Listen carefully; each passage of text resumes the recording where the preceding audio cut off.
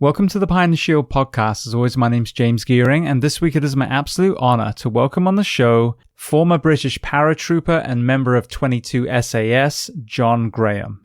Now, John is also known as John Geddes, the author of Spearhead Assault, about his time in the Falklands War, and Highway to Hell, working in Iraq as a military contractor.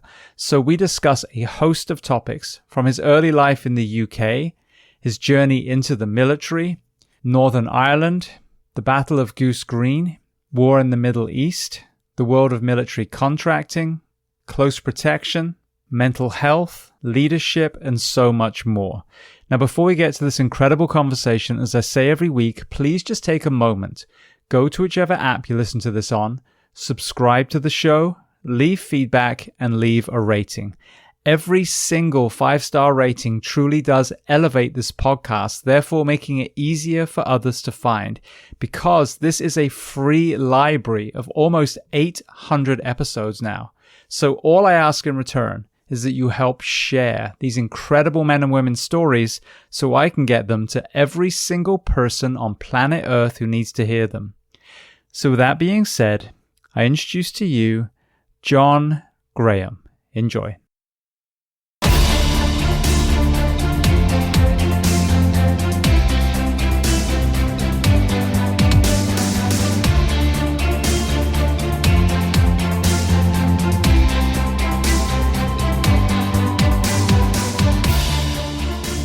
Obviously, you have Geddes out there, you have Graham. In 2023, What do you like to be referred to these days? Well, it's lots of writers have pen names, but I have an origin from the pen name. It was written by there was a friend of mine who did a book called CQB, Close Quarter Battle, and he wanted to mention me in the book. I mentioned all the way through that book. I was a serving soldier at the time with my own regiment, and he asked me if he could name me by name, and I'd rather, as a security measure, not have my real name out while I was with Brit SF. So he said, "Can I call you another name? I've got this great guy who's dead now. And he's a great friend of mine, great a mentor, and his name was Geddes. Can I call you John Geddes?" I said, "Yeah, that's fine."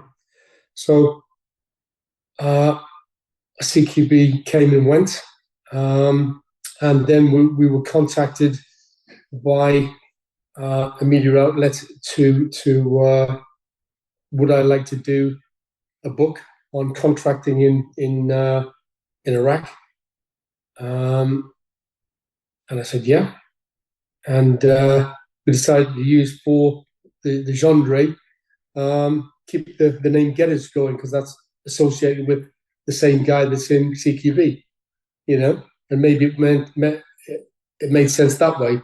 Now I don't have a security problem. I'm a civilian, just like everybody else, and everybody knows where I live, and I don't care.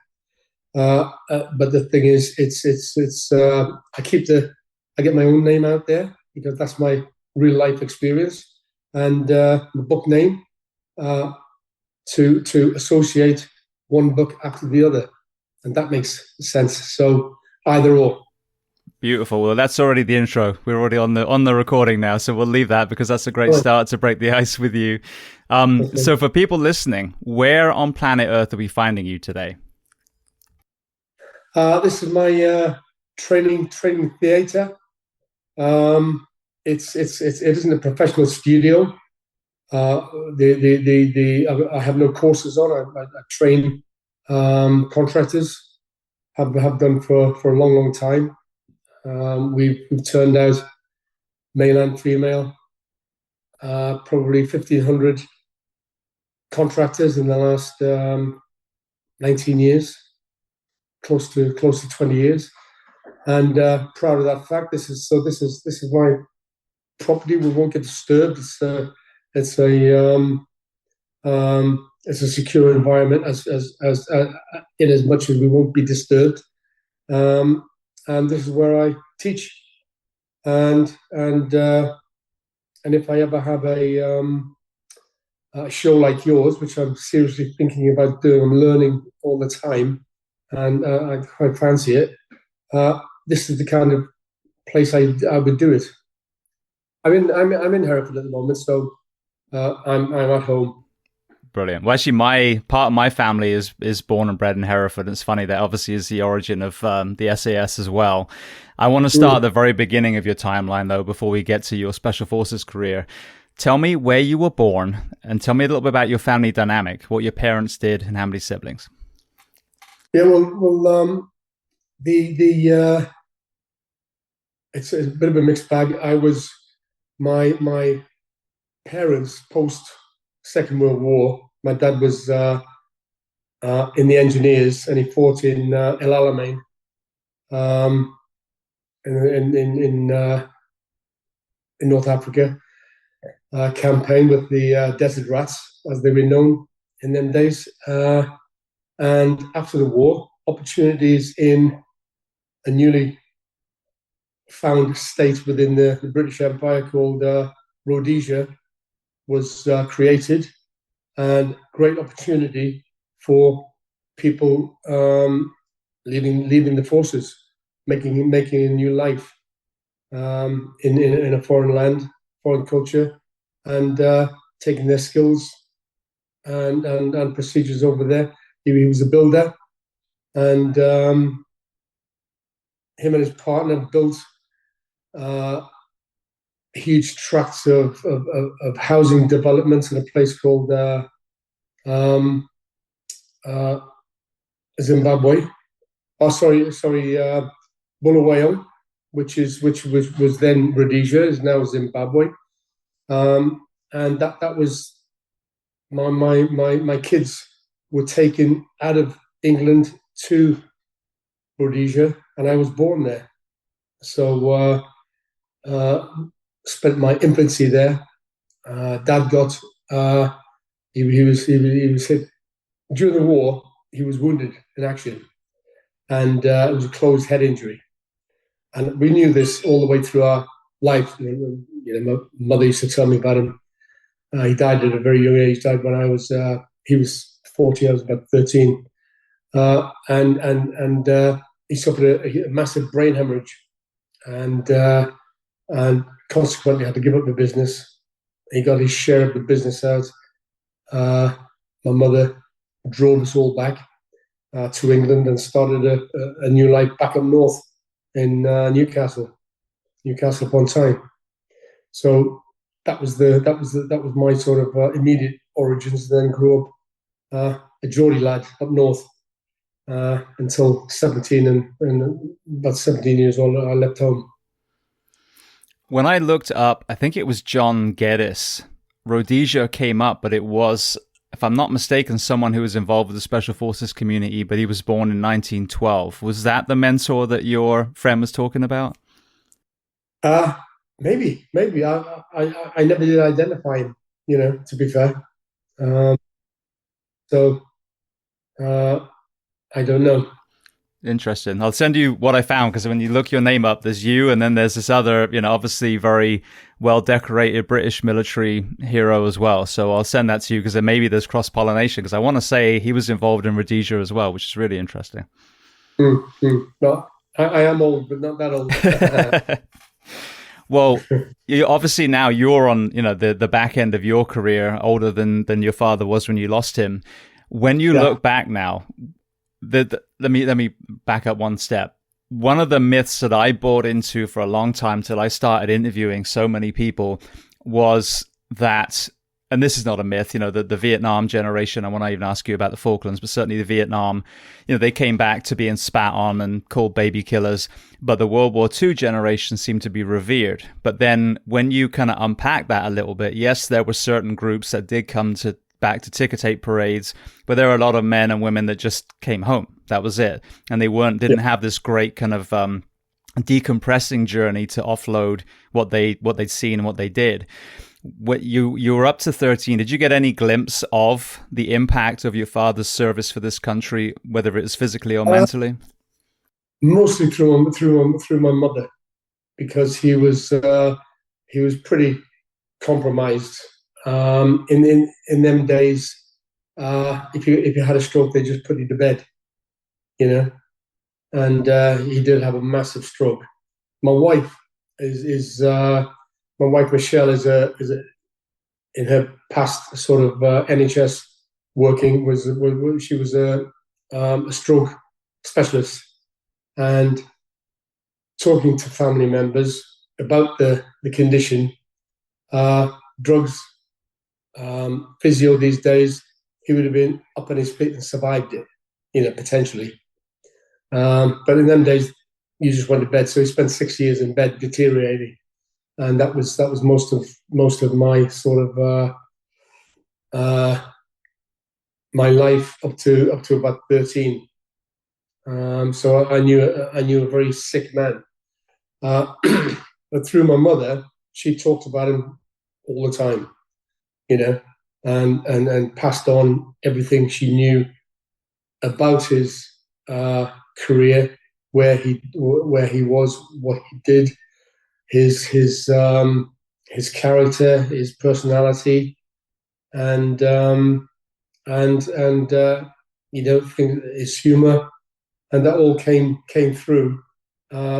And I feel I knew him. I knew him like I knew a brother or a father, and but actually I didn't. You know, I was way too young when he went sort of off grid, so to speak.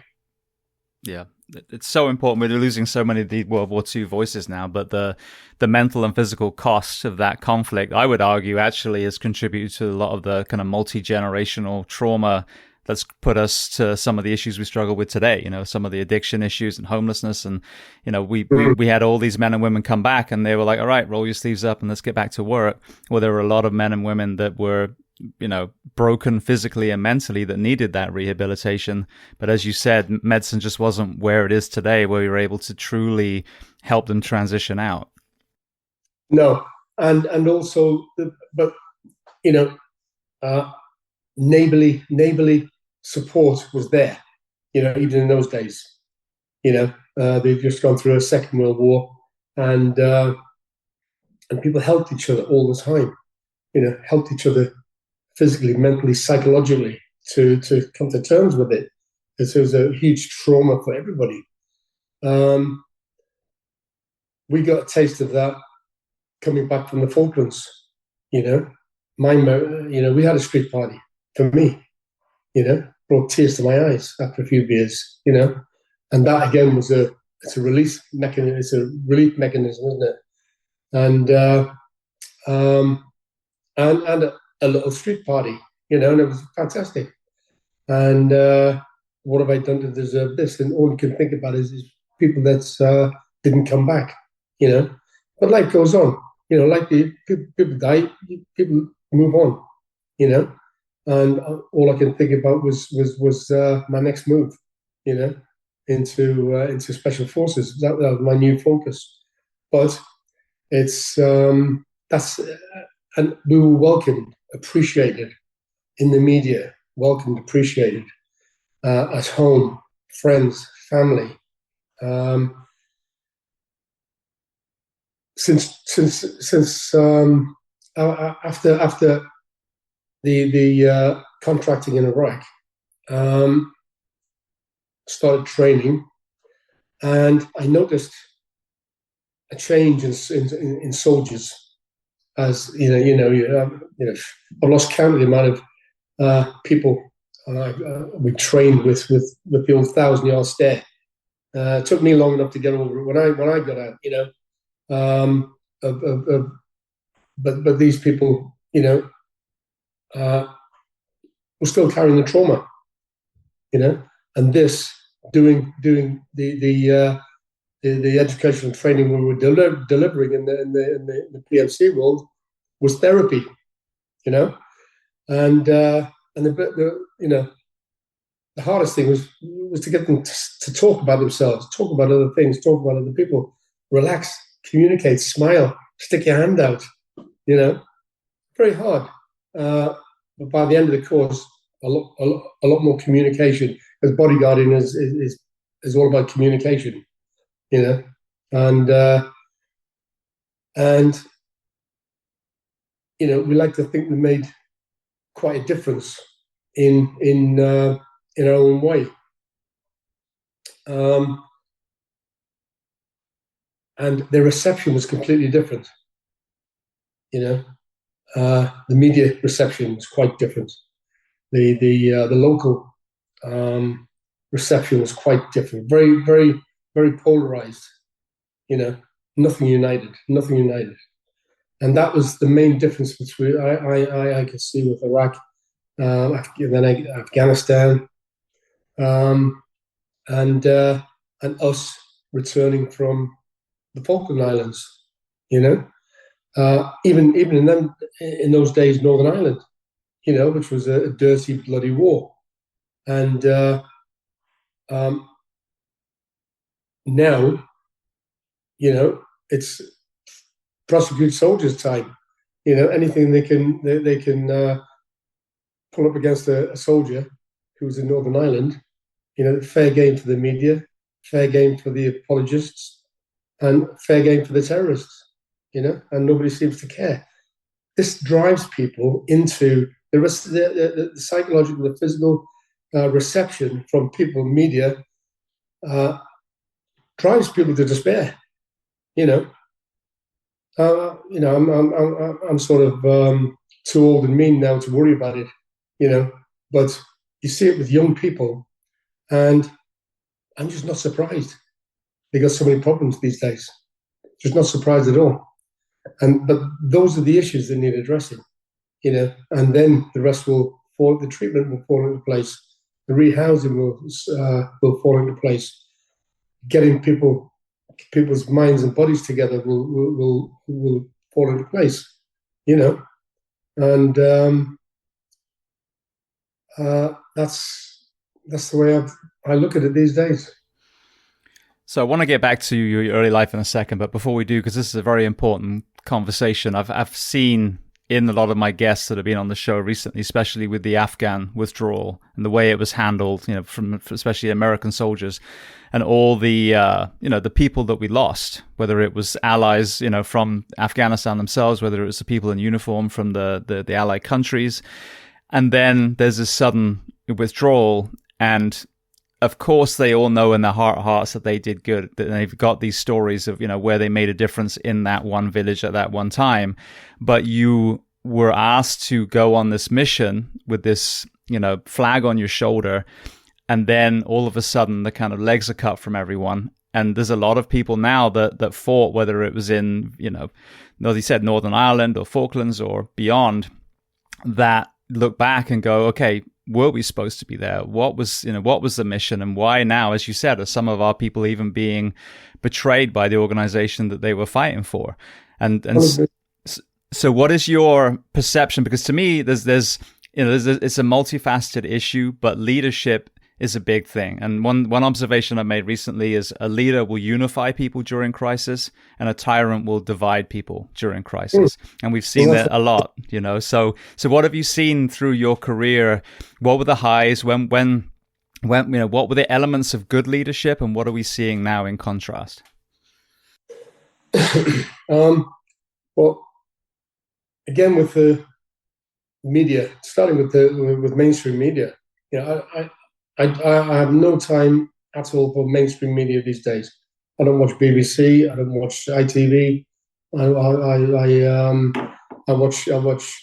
watch people like you. I learn from people like you. As far as a lot of people out there are good researchers. They reference stuff, you know, so you can check it out, you know, yourself.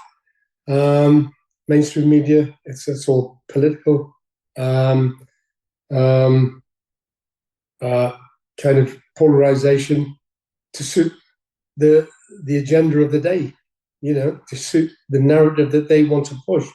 Very one-sided. So more and more people are becoming like that and becoming very angry.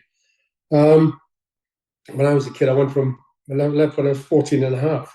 You know, left school when I was 14 and a half. because I don't know, I just didn't get on at school. I did have a bit of trauma at home with my father dying so young. That was, but people die. Other parents die. There wasn't a reason for me to fall apart. But I wasn't an academic, and I wanted to work. So I started work. I was restless. I moved from job to job to job, and and the work was there. The work was there. We had electric trolley buses. Have you heard of a trolley bus before? Yes. An electric trolley bus. What they're paying billions now to try and, let's get some electric. Oh, what an innovation. Let's get some electric cars going. I mean, the milk was delivered by an electric milk float. I remember that. 50 years ago, and we ripped out the infrastructure for the automobile. Western Europe, we did.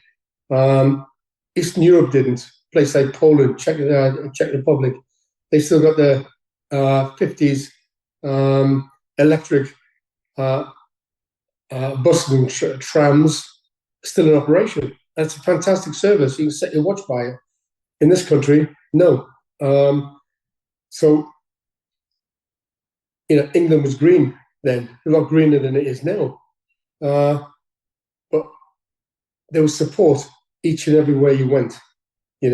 My tutors, my school tutors were all soldiers, ex-soldiers from the war. I met in a warehouse when I was about 16. I met an accountant that had no hands. He had a couple of hooks, in his suit, doing the accounts. He was a Spitfire pilot, and I started talking to him, and I said, "How did you lose your hands? Because you're only a kid. You ask questions like that, don't you? How did you lose your hands?" Then he went, "I was a Spitfire pilot. I got shot down and got my hands badly burnt. I had to come off." And he said, he just matter of fact, really matter of fact about it. He knew Douglas Bader, didn't like him, and the famous pilot, Second World War Hurricane pilot, and there was support everywhere you went, and I was just a rag ass going nowhere, but work was there and support was there. But now it seems to be you have to fight for liberty these days. It's an uphill struggle to speak freely, to think freely, and leads to today's problems.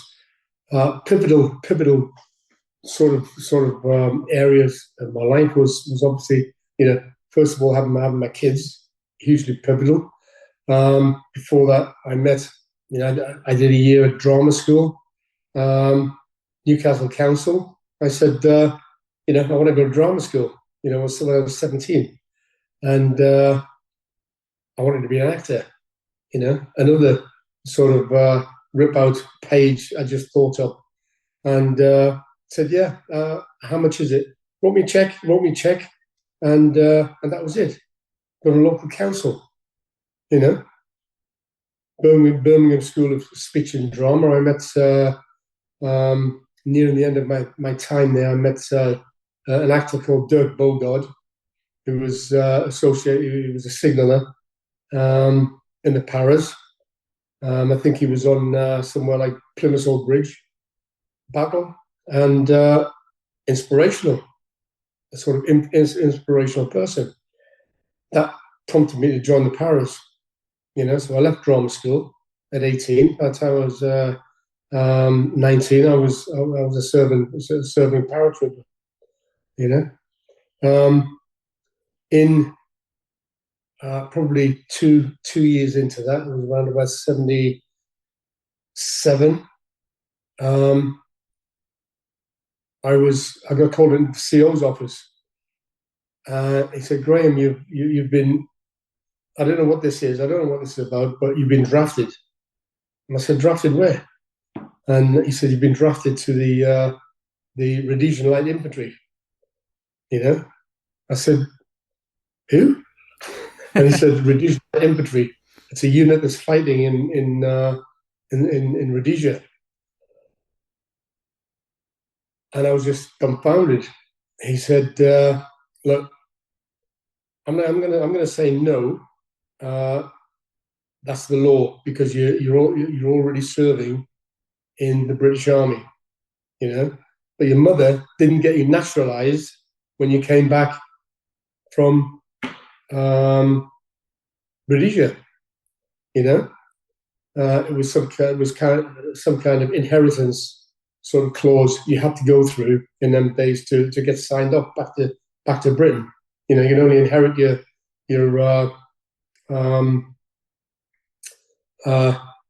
nationality once.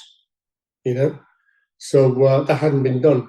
So I hadn't inherited the British nationality. So I had to physically get onto my mother, and me and her went down to the council and registered, and brought me into line properly. So I could have been fighting if I hadn't been serving somewhere, I would have been drafted to the Rhodesian Army, which was a fearsome airborne fighting unit at the time. We've had some real fun there. Well, just while we're on that subject, you spent 13 years in Rhodesia, then you moved to Newcastle. I would imagine there was quite a contrast there between those two places on planet Earth. What? Oh, look, younger than that. I was younger than that. I was an infant when we came back. Oh, so, okay. I misunderstood. Yeah. But when I was 13, my father died. Okay. And but we were, my mother made a fair amount of money from the business. She wasn't a business lady, normal human being. And the shops that she bought didn't go well. The apartments she bought didn't go very well, and ended up in a council house, which everybody else was in. No big deal there. But a council house in them days didn't have a lot in there, outside toilets, etc. So those were the routes. But I did look around me, and I thought, I've got to get out of here. That was the main thing. There was nothing there for me. I love Newcastle and I love Geordie people, but there was just nothing there for me. I felt in my heart to progress. I've got to get away. I think that's a lot of soldiers. That's a lot of soldiers' story. Is getting away from where you are, what you're doing, and finding something else. And once you find it. That's for you, and that's how I felt when joining the Parachute Regiment. Now, did you find yourself deployed anywhere before the Falklands? Northern Ireland. Okay, so you're a young lad from Newcastle. Now you're in this crazy conflict, which I've talked about this a lot. If when people ask me, where are you from, I'm like, I'm from. There's so many definitions for where we're from. You've got, England or the Britain or the UK. But to me, those two pebbles in the middle of the Atlantic, that's where I'm from. They're all my people. So it was crazy growing up as a young Englishman, seeing neighbors murdering each other over, partly from the UK side, partly from the religious side.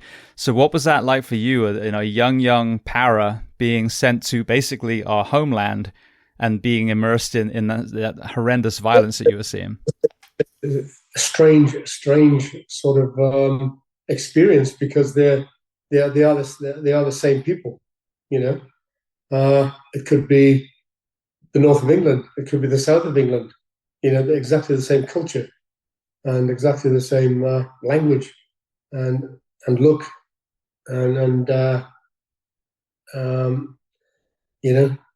sometimes the same religion, Catholic or Protestant, depending on what you were at the time. with no political affinity, only the red beret and your the soldiers that are there with you.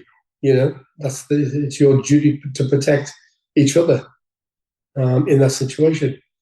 And up to that point, it was quite hairy. It was quite hairy all the way through the early days. Between 70s and 80s, it was quite hairy. Did about four tours over there, 4 6-month tours, and then in and out of the country. So it's 6 months in that role, and it's basically aid to the civil power. That's what it comes under as far as the MOD is concerned. Aid to the civil power. So you can mobilize troops anywhere in the country as long as it's aid to the civil power. The civil power have jurisdiction over you. To carry out for their benefit. And when the British went out there, late 60s, we were there to defend Catholics, from Protestant terrorism, or there was a lot of sectarian killings going on. Majority was against Catholic people, Catholic side of the community, and we went out there specifically to protect the Catholics, and which turned into a Republican type of operation. It's so there was the confusion straight away. We weren't politically motivated. They were just people, as far as we could see, as far as we knew. And we were defending somebody against somebody else, but those somebody else were the same people as us anyway.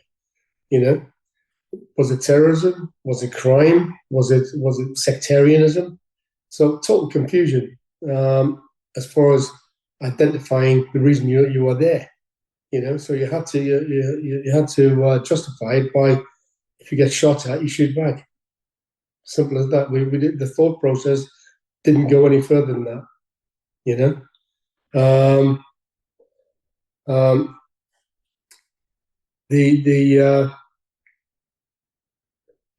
the 70s, of course, the Pyro were kind of reborn from the Irish Republican Army. And they started becoming a formidable terrorist force, all over the province, all over the UK and abroad. Wherever British interests were, you'd find IRA. And as they developed, they worked with Libyans, they worked with terrorist Islamic terrorist organizations abroad, and all to the cause of a united Ireland and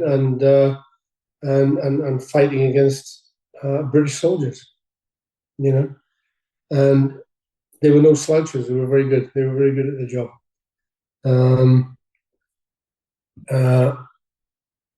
That's about it. It went on for another another 10 years.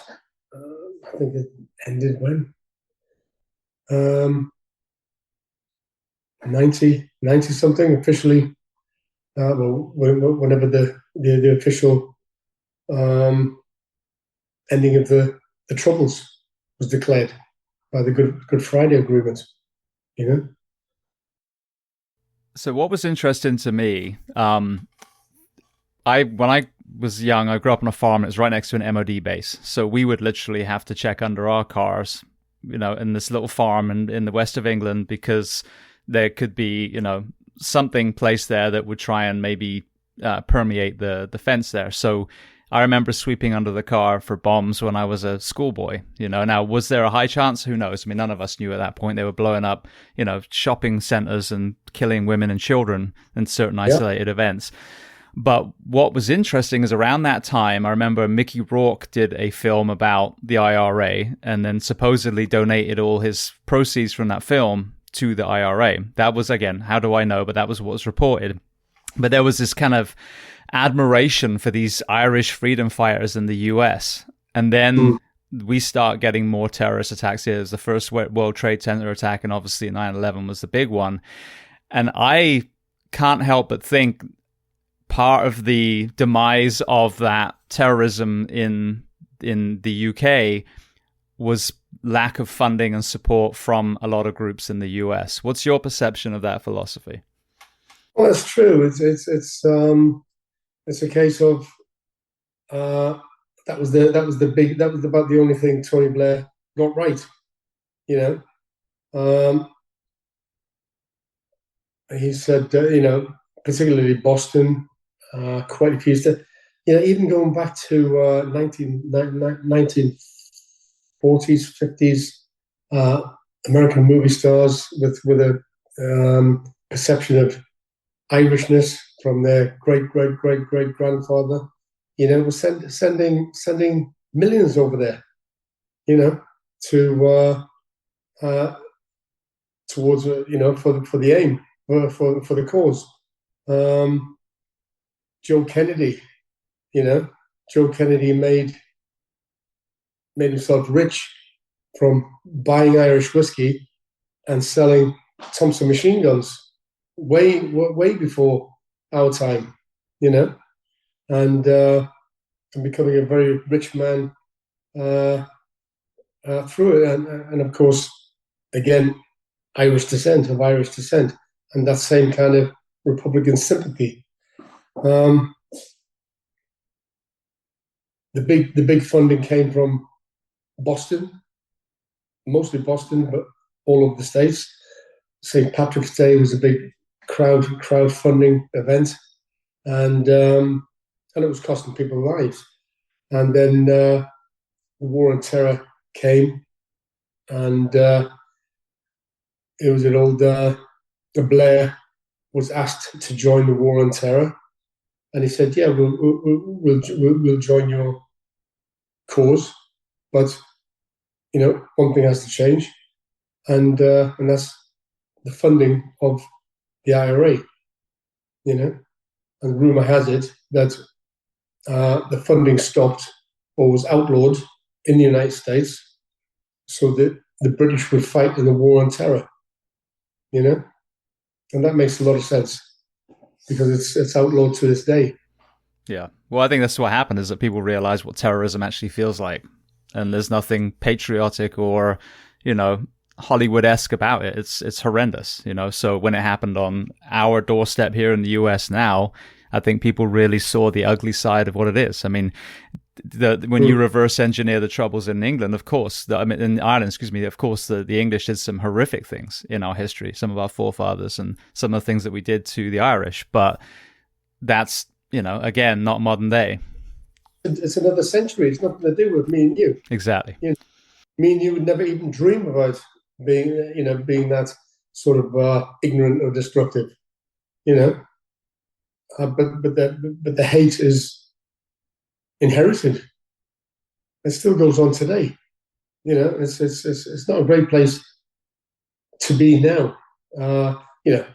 Belfast is a fantastic place, but me and you couldn't walk down the Falls Road.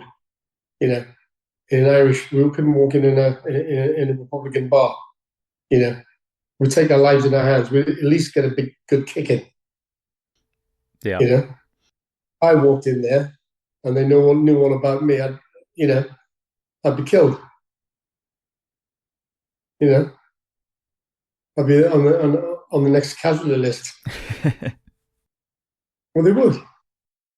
So the other side of this whole issue with war is we tar everyone with the same brush. So Afghanistan, we're at war with Afghanistan. The reality is the Afghani people are being oppressed by extremists in their country, and that is who the Allied nations were trying to take care of. What did you see as far as the average person in Northern Ireland trying to negotiate life with the troubles that were going on? Yeah, I mean, it was such. It was so. The communities were so tight and so divided and so polarized, and they hated each other with a passion. Absolutely hated each other with. We couldn't understand the hate. We just could not understand the hate. Not everybody, but enough to make a difference. Enough to keep the cauldron boiling. And it was a really sort of difficult situation for a soldier, especially combat soldiers like paratroopers. It's not their role; it's a policing role. But the police have lost control, hence aid to the civil power out there, supported by soldiers. And you don't. It's a difference. You're either a soldier or you're a policeman. You can't do both. You can't be both. Somebody shoots at you, you shoot back. People get killed.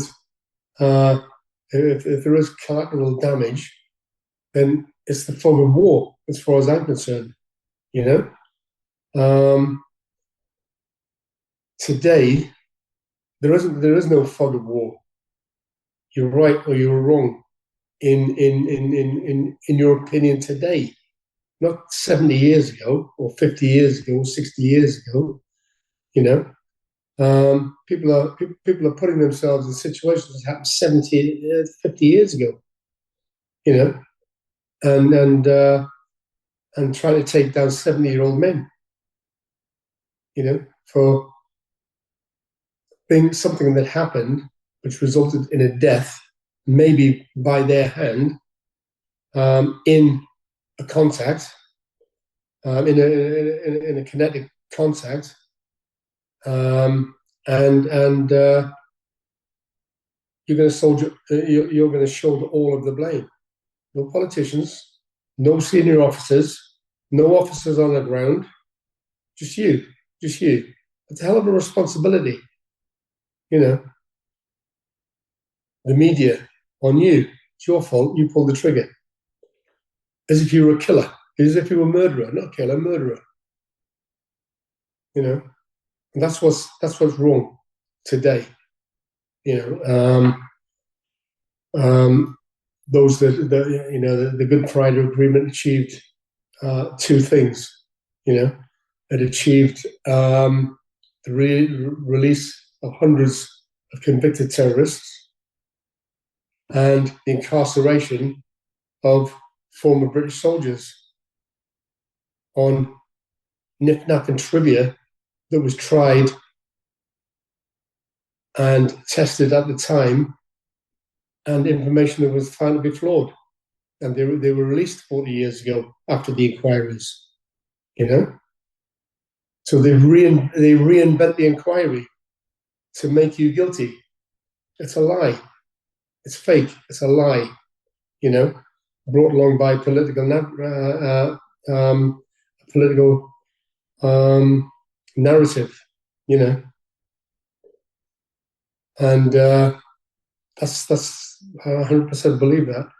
And it wasn't the Good Friday. The Good Friday agreements. The IRA came to the table, not the other way around, and they couldn't afford the attrition. They were losing too many people.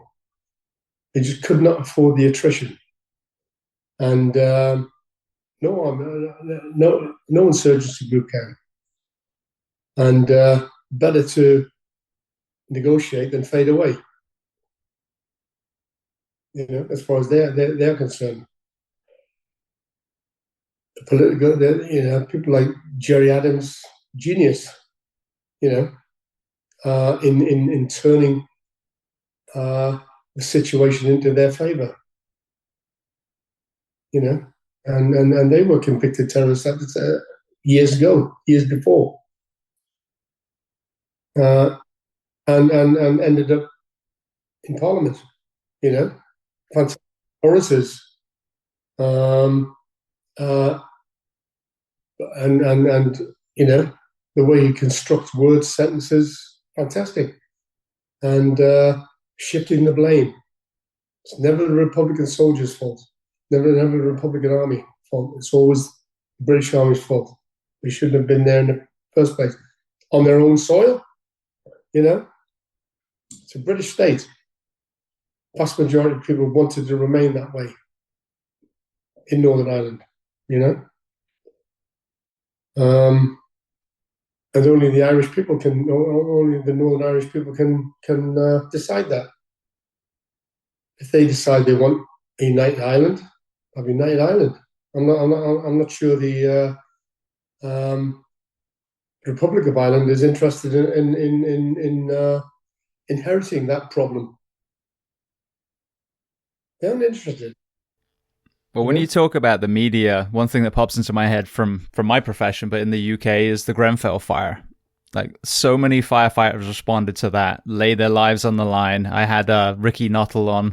He and his partner made it, all the way to the top. I mean, they were, rescuing countless people from that tower. And the whole reason that was even an issue was the lack of maintenance, the cladding they put on the outside.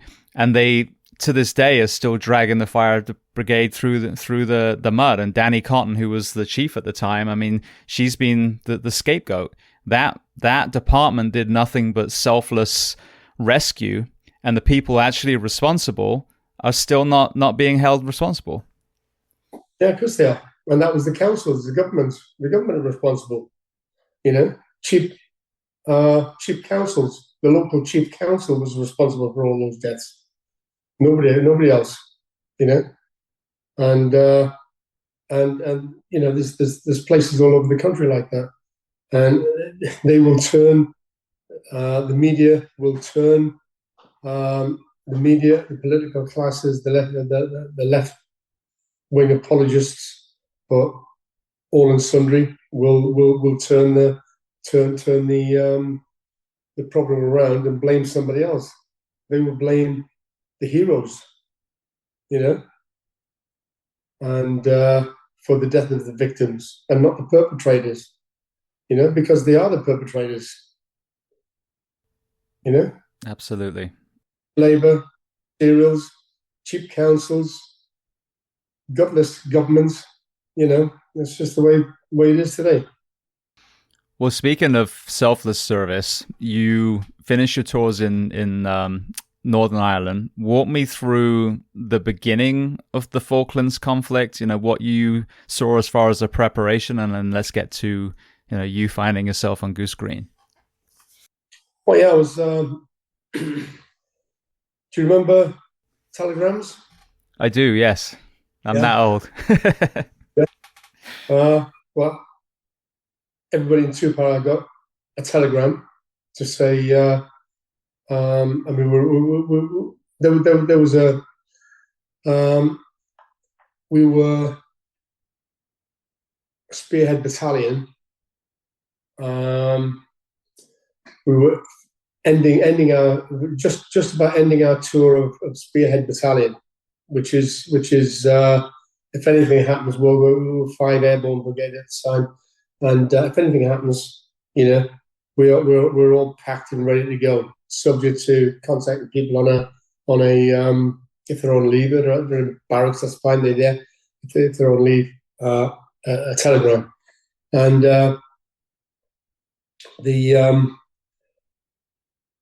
I was at home on leave. Shortly to take over from us was the Anglian Regiment as Spearhead Battalion, and that was sort of, we were almost in the transition. I got the call. I reported back.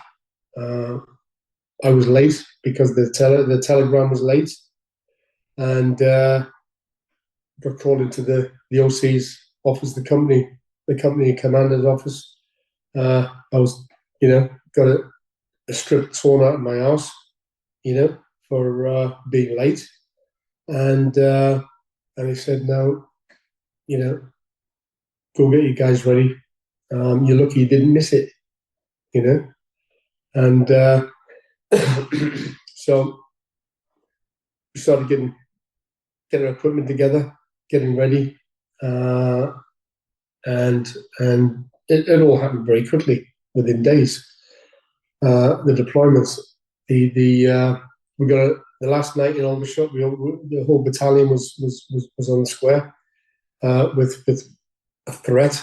I think it was the weekend before or something, and we knew it was happening. And we said if we have one piece of trouble downtown, one person is in jail, you'll be taken off the roster and you won't be going. So we're heading for the Falklands, and last night to have a drink, and we were warned if anybody got into trouble, you won't be going. And that was the most quiet night Aldershot has ever seen in its history, because everybody wanted to go. So we had a respective marching orders mounted up on the Norland, which was a seagoing vehicle ferry. It was barely, it wasn't an ocean-going liner. It was a cross-channel ferry that ferried cars. And I was ferrying a battalion of equipment and soldiers. It was planning, preparation, packing kit, unpacking kit on the way down there. The bar was open.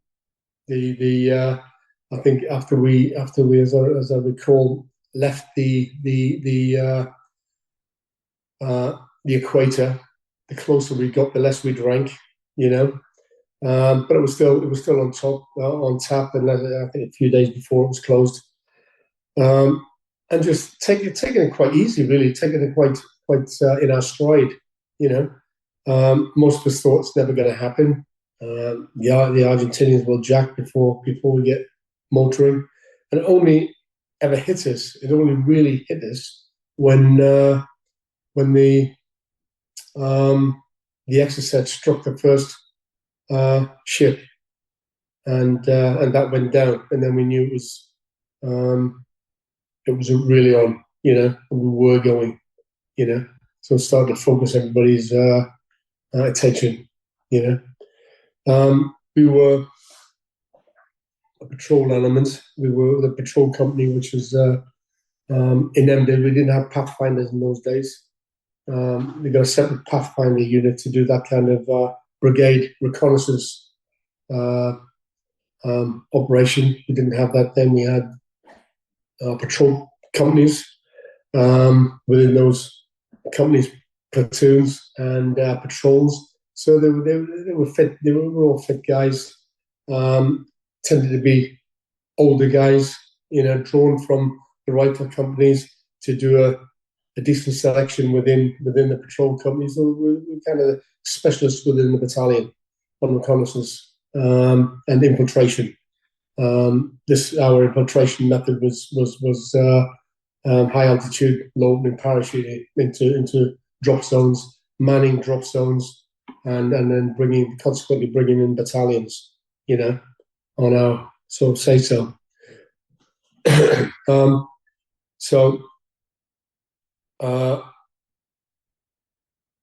We were, a battalion asset, so we were available to anybody in the battalion as an asset.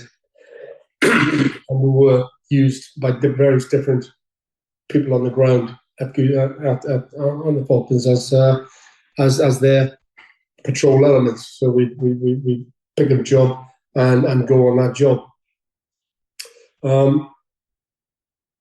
We landed on a place called Blue Beach 2 and 2 Para.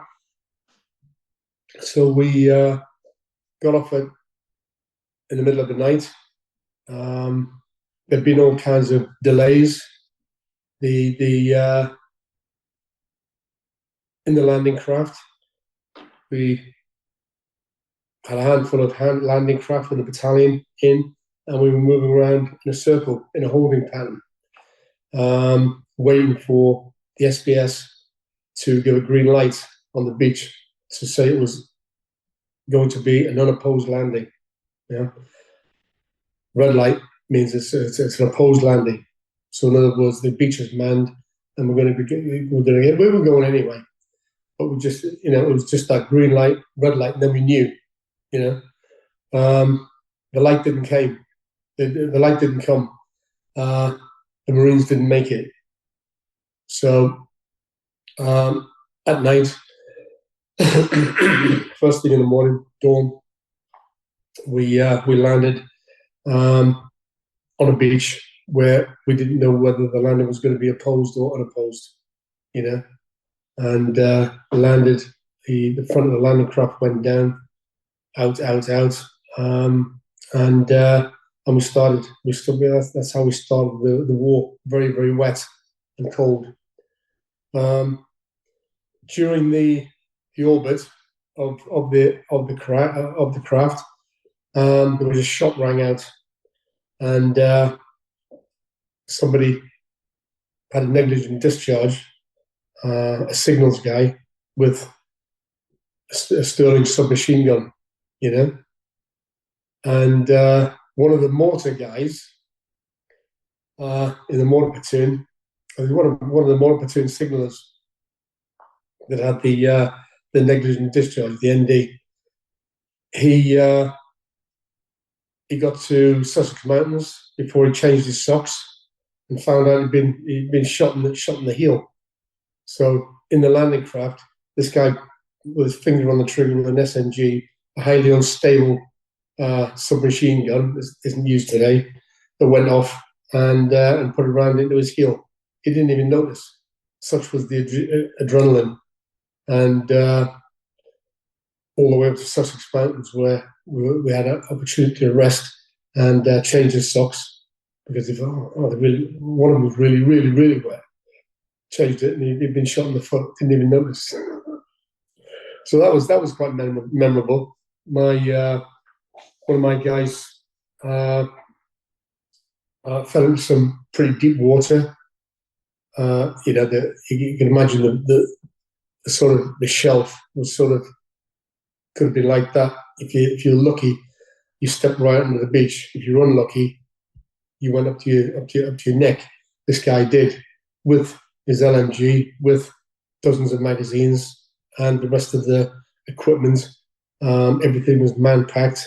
The mortar rounds, 2 mortar rounds a piece, etc. And just laid him down with probably 150 pounds worth of gear on your back, And so he went under.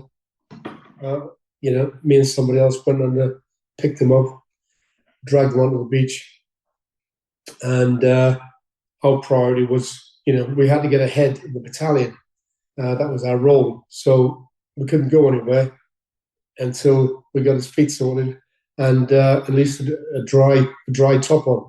So we achieved that in double quick time, and then started galloping to the front of this battalion snake, as we knew. And still at night, still unopposed, and ice, the cold, the wind, the mist. Walked past this group of officers just talking quietly as we were advancing. I walked past and I slipped on my arse, and it was Ace Jones. And he says, "Who the fuck's that?" And I says, Corporal Geddes, sir. And he says, "Where the fuck are you from?" And he said, "Patrols." And he said, "Well, patrols are at the front. Fucking get going." So, got up. The rest of the patrol got me up, because these Bergens were just, the weight was unbearable, but you had to. And picked themselves up and cracked on the front where the rest of the patrol company was. you know, and our responsibility was getting the patrols out into different areas of the battlefield to pick up information, feedback any information that was that the TAC 1 HQ needed, So everything we come across, we fed back information. That was our job, eyes and ears of the battalion. Onto Sussex Mountain, people had a chance to breathe, to dig in, and by the time it was light, everybody's still cold, still wet. However, we'd been able to change our socks, get a water resup, get some food on, and we'd started digging as soon as we stopped. The holes filled up with water because of the water table in the peat bogs. They aren't, there's very little solid rock where we were. You couldn't dig through the solid rock, so you dug where it was soft, and the soft was peat, So we had to dig anyway, and sleep and work outside of the gun trenches that we dug, So if an airstrike came in, we were straight in the holes. At least we had a bit of cover, but there was a lot of water, a bit of cover and a lot of water. Some people built different, sandbag emplacements or peat emplacements just for a little bit of protection. No trees, pretty featureless terrain, and we sort of turned around, looked down the valley, and the warships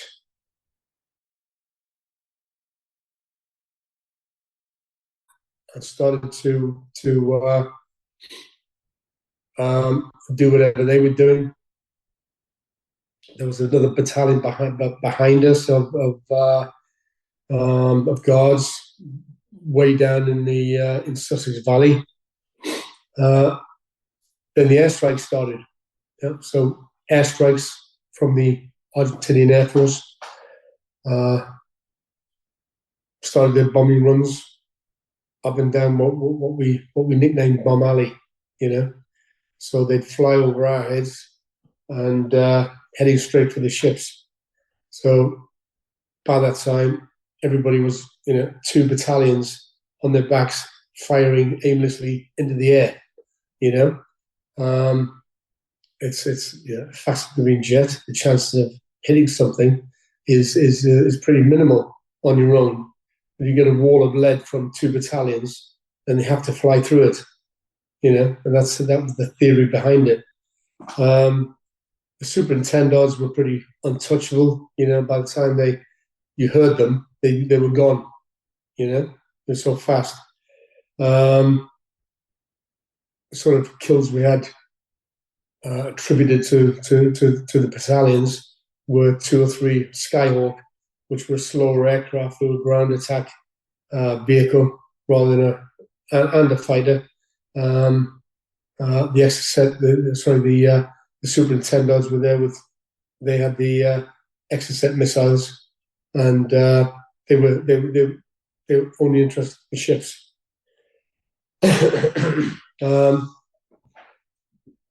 Throughout the day, they got several hits on several ships, and started to get pretty depressing. Watching all these warships getting hit, and none of the aircraft, apart from the aircraft hit with small arms fire. We said, well, where are the Harriers? They couldn't get off the boats because of bad weather. They couldn't take off because of bad weather out at sea. Having said that, I believe the Argentinian pilots were hit, ambushed on their way out back to Buenos Aires, by Harriers. and once they were able to get airborne. So they had the Argentinian Air Force had a high, very brave pilots, but they had a high attrition rate, and really resulting in a lot of victories for the Harrier pilots.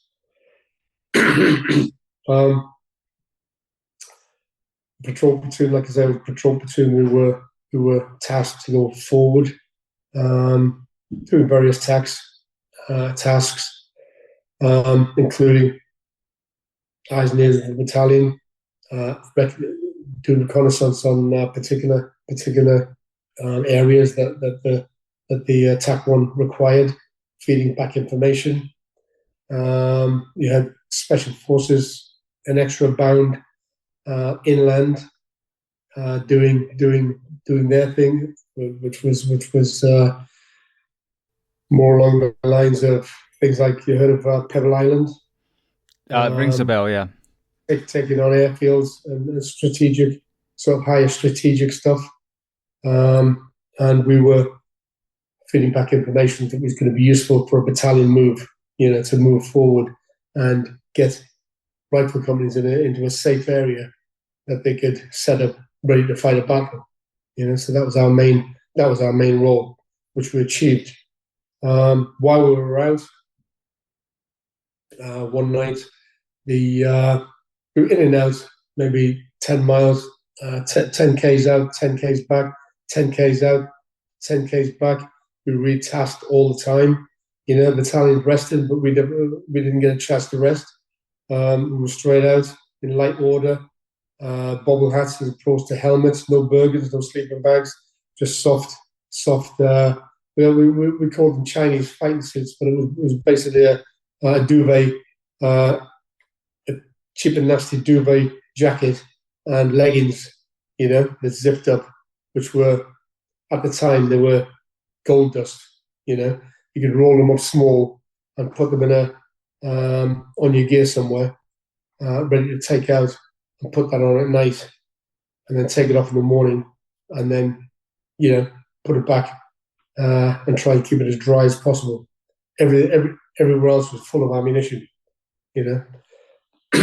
So this one time we were sent back out in light order again, and we were retasked. We went out on an ambush that didn't happen. We got retasked to head for Kimberley Creek House, and that was the battalion RV.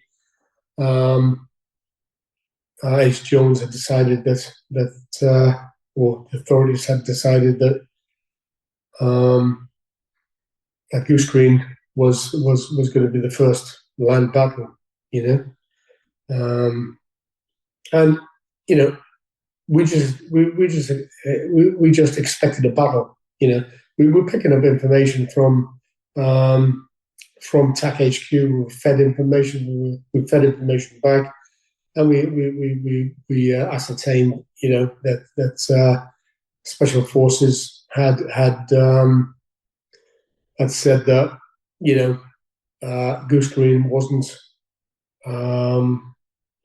was badly defended. There wasn't a lot of people there. It was badly manned, and a quick raid from a para battalion would, or a quick attack from a para battalion, and they'd fall straight away, and that wasn't the case. Their OPs didn't get close enough, By the time our OPs, our patrol guys got close enough, we discovered hundreds, dozens of different positions that the SF had missed, and but they, to be fair to the SF at the time, they were on strategic. Their job was strategic target acquisition at the time, which they did very effectively. They can only do what they're asked to do. In other words. So patrol company, elements of the patrol platoon got the nitty-gritty information that was going to help fighting soldiers on the ground. It was going to help the the section commanders, the Toms on the ground that were going to actually fix bayonets and do the killing. That was important to me. I wasn't interested in what was above colonel. I wasn't interested in politics. I wasn't interested in anything except getting the job done to protect as many fighting soldiers as possible. To enable them to do their job and take the least amount of casualties. So we did that, and the battle started. In the early hours one morning, and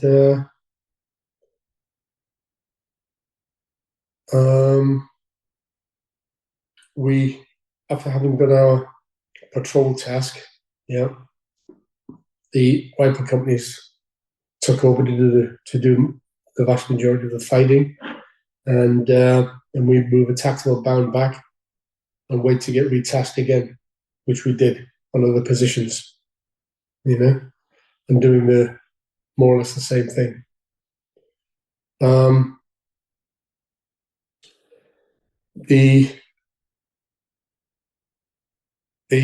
The battle continued throughout the day.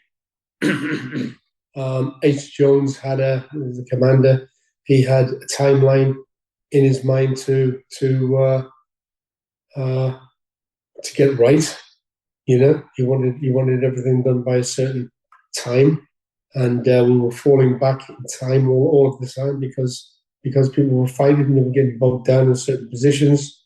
The support, we weren't getting any support. We weren't getting ammunition resupply. So there's only a limited amount of things you can do.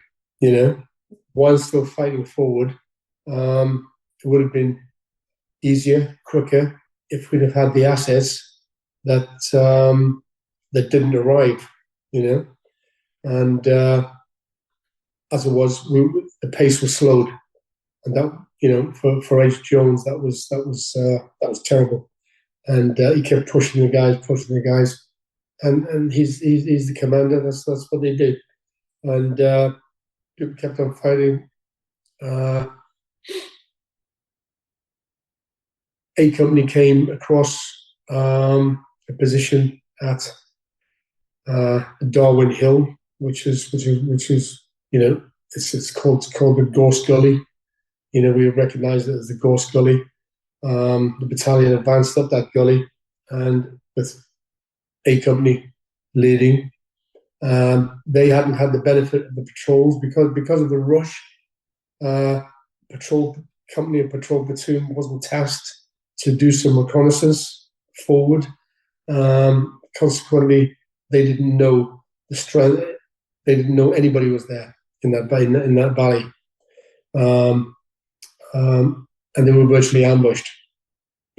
From in-depth positions, interlocking, overlapping arcs of fire from dozens of machine guns, mortar fire, and eventually artillery and airstrike. And that was during the day. So we were in reserve at the time, and we could see this happening, and we're wondering why they'd walked into that situation. But hindsight is everything, and that's basically why they went in there blind, basically. So it was a hell of a thing to fight their way out of that. The battalion eventually fought their way out of that. The B Company were fighting on one front, D Company fighting on another front. Start lines established by other patrols. A Company had got some real difficulty and were fighting their way out of that. H. Jones and his TAC 1 wanted to go forward to find out what was happening. H. Jones is always push, and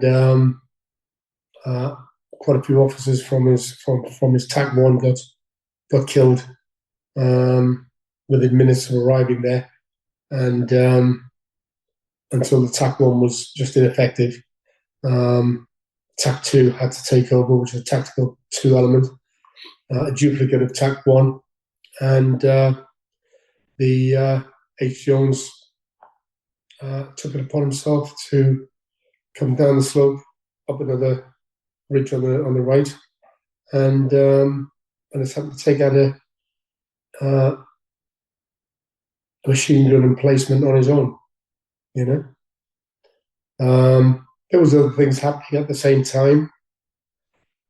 Seconds after H. Jones was killed, A Company had managed to get some of their small elements onto a flank section or two on the flank, putting down heavy fire on the flank of A Company's position, and they were able to pick up the momentum again and fight their way out. So lots of casualties, lots of deaths, and just kept the momentum going. We had a bit of a rest on after the the Gorse Gully.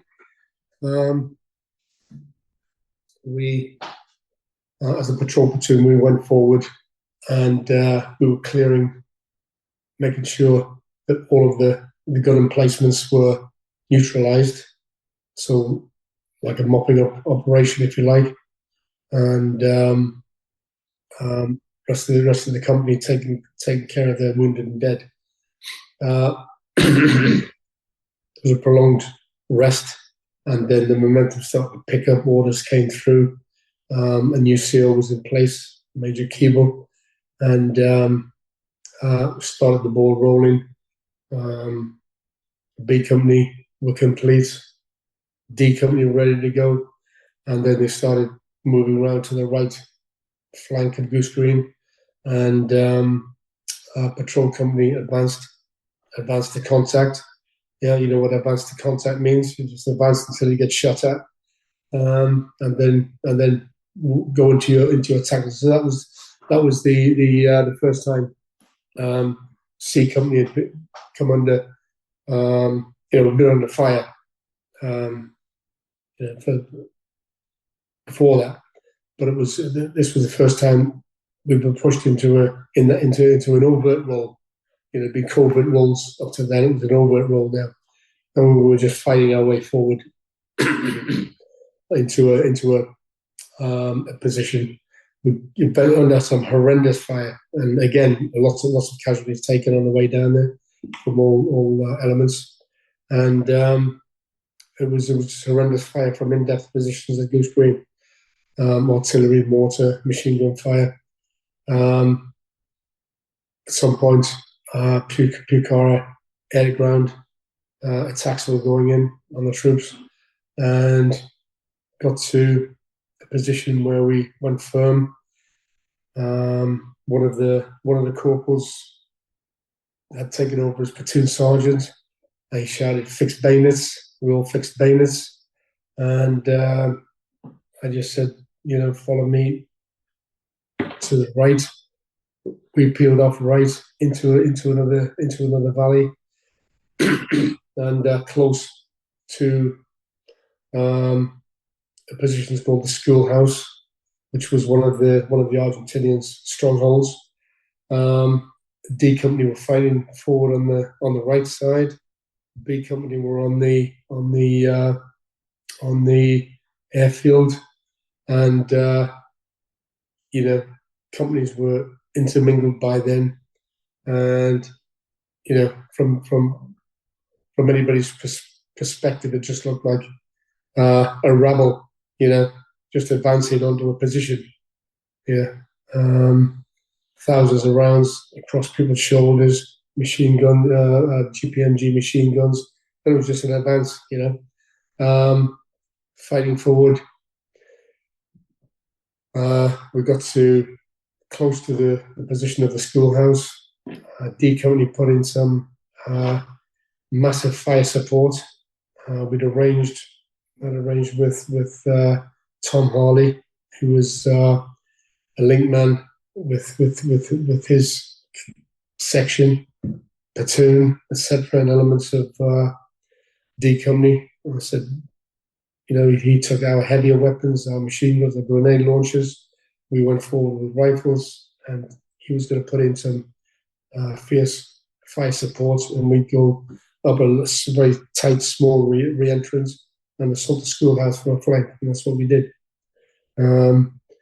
Once the schoolhouse was taken out, we came under, that was the furthest forward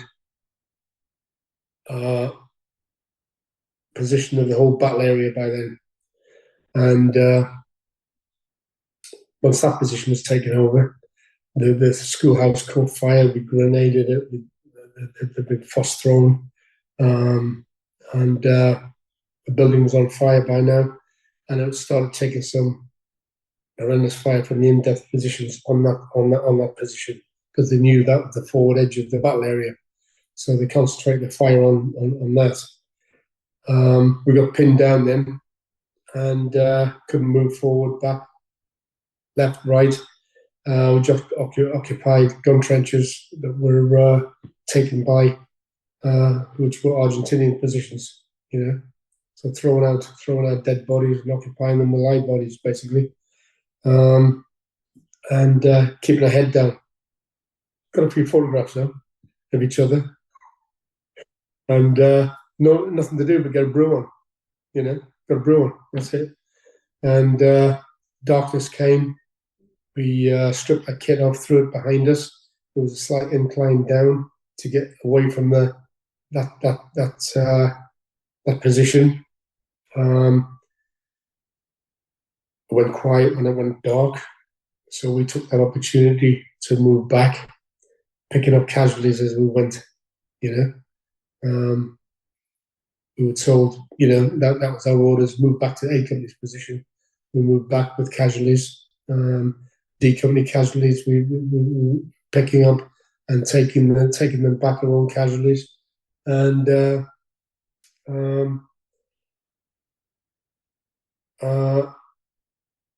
on that feature, on the A Company position, there was a plan drawn up by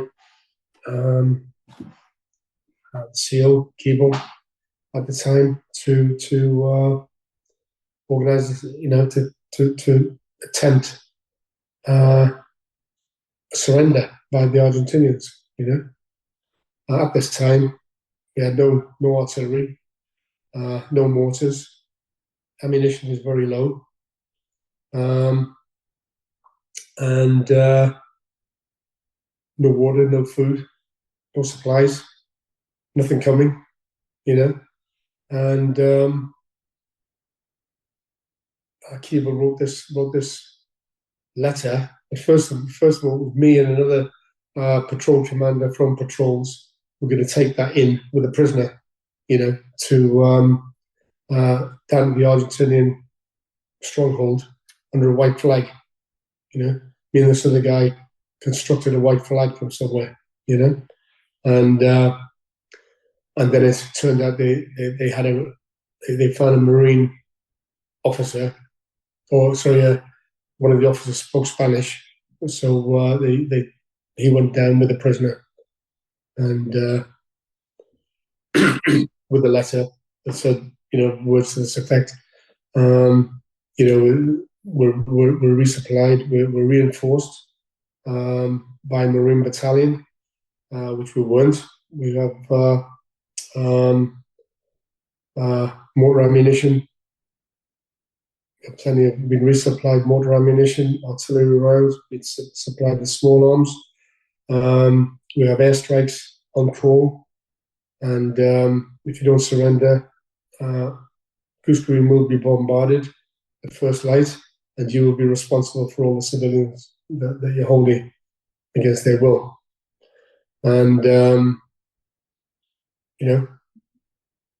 went down there, and the sham worked, and they surrendered. And that's a fact. We couldn't have, we would have fought on to the death. There's absolutely no doubt about that. There would have been no surrender on our part. But this is the kind of thing that's happening in the Second World War. We fought ourselves to a standstill, and that's when when decent, when you get people counterattacking, and taking you out, because they've managed to lure you into a position where you've fought yourself to a standstill. That's the position we were on. We were completely spent force, and yes, we would have died on the spot if the counterattack did happen. There would have been no surrender on our part. The commander of Goosegreen took the letter and surrendered. So the composite team went down, about 50 people, some patrols, A Company volunteers, B Company volunteers, about 50 in all, went down to accept the surrender. The only codicil was the Argentinians wanted a formal surrender in a quadrangle, formally hand over officers' swords, throw the weapons. They were asked to throw their weapons into the center of the quadrangle. The officers were allowed to keep their sidearms, I think to protect themselves against the troops, is the word. And 50 of us took the surrender in support of the officers that were taking the surrender. The Argentinians started to come out, throwing their weapons into the center of the quadrangle. Quadrangle got bigger and bigger and bigger, from a dozen to 20 to 50 to 100, then 200, then 300, all the way up to almost 1,200 troops, Argentinian troops, and imagine what we felt like, fuck, there's 50 of us, virtually able-bodied, we've got a spent battalion behind us, and taking the surrender from 1,400 people, and that was the end. So I think that we did a good job. Two-Power did a good job. Did a great job. All ranks did a fantastic job. And for me, having done what I did, it's the biggest hostage rescue operation. The whole of the Falklands campaign was the biggest hostage rescue campaign in the world. Today, freeing 3,000 people. 3,000 British passport holders. That's the difference between that kind of campaign and something like Iraq and Afghan. Well, firstly, that was an insight that I hadn't heard before, especially on the surrender side. I mean, I read the book, and there's that one element where initially a small surrender was to be taken, and then allegedly the Argentinians had actually opened fire on the men that were receiving the surrender. So, oh, yeah. But one thing that really kind of struck me, and we're going back now to your year in drama school. I spent a year in drama school, and when it came to the showcase time where you do a monologue for agents, a lot of my peers were pure actors, and they chose Shakespeare and some other plays. And I found one called Welcome Home by Tony Marchant. And it was a Falklands veteran, or a group of veterans, basically at a funeral of one of their fallen brothers. And this one character talks about when the doors of the schoolhouse were open, all the bodies, like the charred wood on a burnt out bonfire. So here we are now having this conversation. I'm talking to the man who actually walked into that schoolhouse, and you wrote about it in the book. So, I mean, there must have been some absolute horrors, some horrific losses from, you yourself had some experience in Northern Ireland. I'm sure a lot of the guys that you were serving with maybe hadn't seen any combat by that point. Talk to me about the ripple effect. You yourself had a street party. You felt like you were received well. What was the longevity of that gratitude when you returned home? And between then and now, have you seen some of your fellow soldiers struggle with what happened in the Falklands Islands? Yes and no. Yes and no. It's again. It's people. Like I never lost my focus. I still have focus now. Most of my friends from that era were patrol company. Our patrol platoon, for instance, stuck together in a WhatsApp group for the last 40 years. You know, and half of that number were in 22 SAS with me. You know, so uh, we motivate each other, and people have died from the group. People have fallen on hard times, and as a group, we've looked after people and taken care of ourselves. You know, nobody's perfect, and nobody has a perfect life, and sometimes people just don't make it. But sometimes they wouldn't have made it in any other scenario either. It's a hard thing to pin down onto something like Goose Green. Have they? People have struggled. Um, uh, People have committed suicide over the years from the battalion. Several people, and a fair amount have fallen on hard times. The Parachute Regiment have a good regiment laid sort of assistance department that look after people when they seek help. If somebody doesn't seek help, you can't find it. It won't be there. You have to seek help. That's the first bit of advice that I'd give anybody that's finding life unbearable because of what they did or seen. Remain focused. Look for help. The help is there if you want it. We look after people that didn't want the help, so it was like forced help onto them. And that's the difficulty. People, even when they drop their fill, they won't be helped. And for those people, you can't do anything else. You can't do anything for them except humor. Try and humor them out of it. It'll help them in a humorous way. But it's a case of people have to ask for help before they get it. And stay focused, stay ambitious, and stay close to your family. That's the main thing. As far as the media is concerned, the difference, you're on about differences of how they feel, how they feel against towards the Falkland War. I think it's everything the media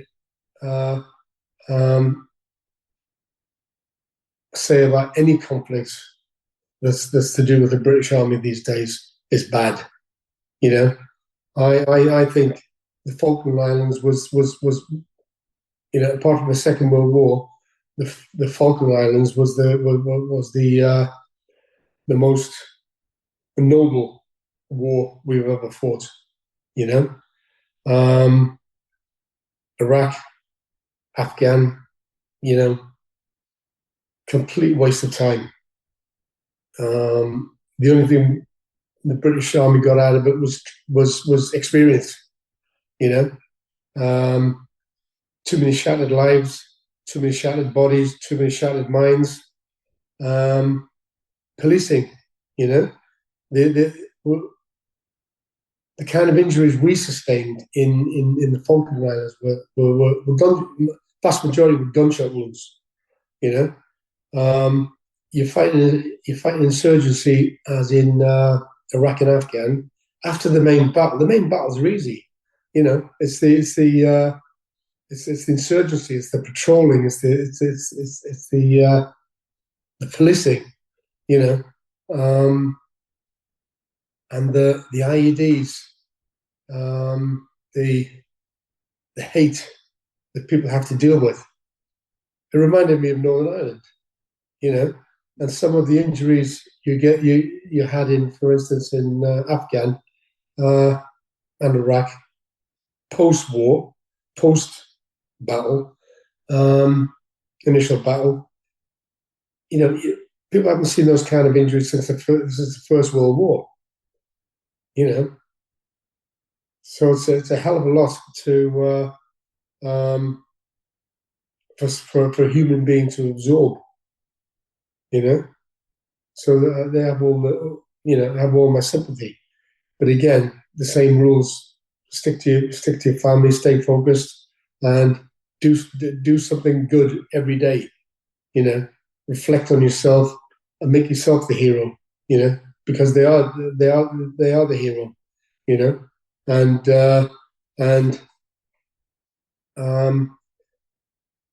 the deniers, the apologists, the left wing brigade, you know, can go and do one, and that's the attitude you have to have.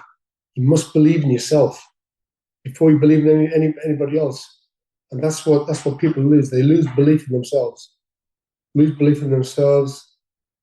They lose belief in others. They lose belief in the system, you know. And once that damage has been done to somebody's mind, it's a hell of a road back, you know. And I hope in our training cycles, we've achieved a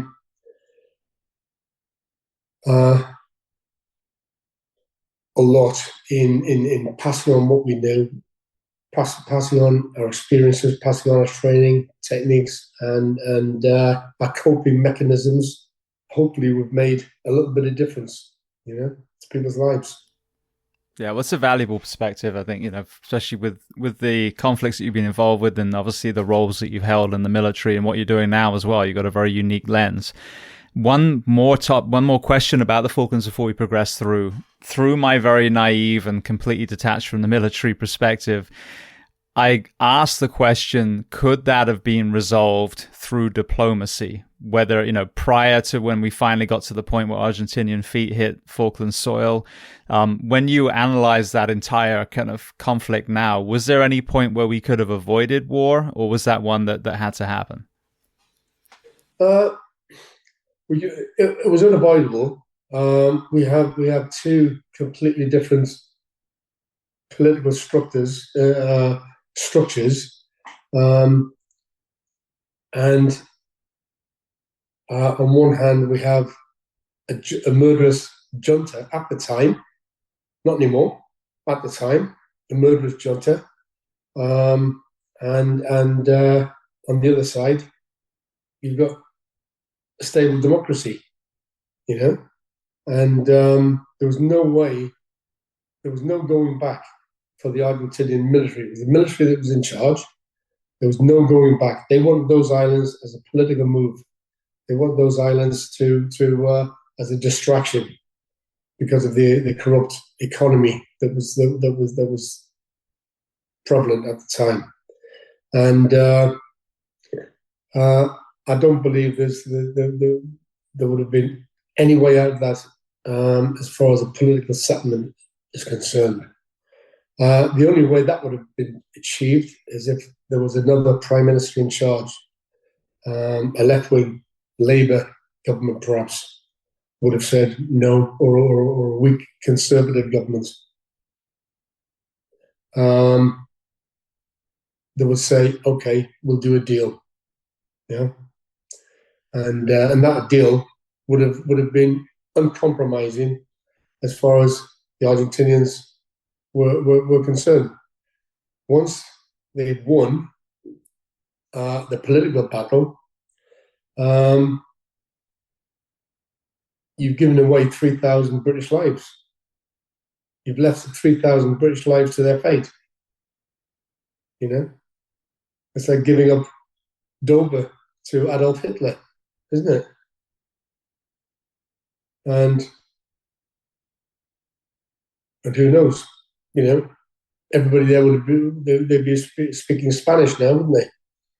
And would it be such a terrible thing? I don't know. But at the time, something had to be done, and Margaret Thatcher was just the lady to do it. See, this is what I love about what I do now. I grew up I was 8 when the Falklands War happened, so I was completely naive at the time. But reading your book and reading where Argentina was at that point in the early 80s with the killings of anyone who opposed that government, you realize, oh, well, my philosophy on, what could have possibly been done to prevent it was imagining two governments having the same kind of mindset. But when you put in that one is a vicious dictatorship, now it changes the whole kind of equation of would it have played out this way. So I love these conversations because I'm learning and realizing, okay, I used to think that this was possibly avoidable, but now listening to these stories and reading the history of the events leading up to it, at that point, a tyrant was not only oppressing the Falkland Islanders, but he was oppressing his own people and murdering them and throwing them out in the ocean, as you write about. So this is what I love about these conversations: is you can't summarize this in a tweet or a 5-minute news segment. Yeah, that's true. Yeah, and it was only ever going to go one way, and that was war. But having said that, if the losses to the shipping had continued, maybe if we lost a troop ship, things would have been a lot different. Hit one troop ship, you've lost a battalion of men. You aren't going to get them men back. And that's 600 people. Potentially, and that would have been a huge loss. All of a sudden, yeah. Well, you dropped the Belgrado. We've dropped the Norland. Let's negotiate from the Argentinian side. And it would have been a lot different. If let's see whoever blinks first.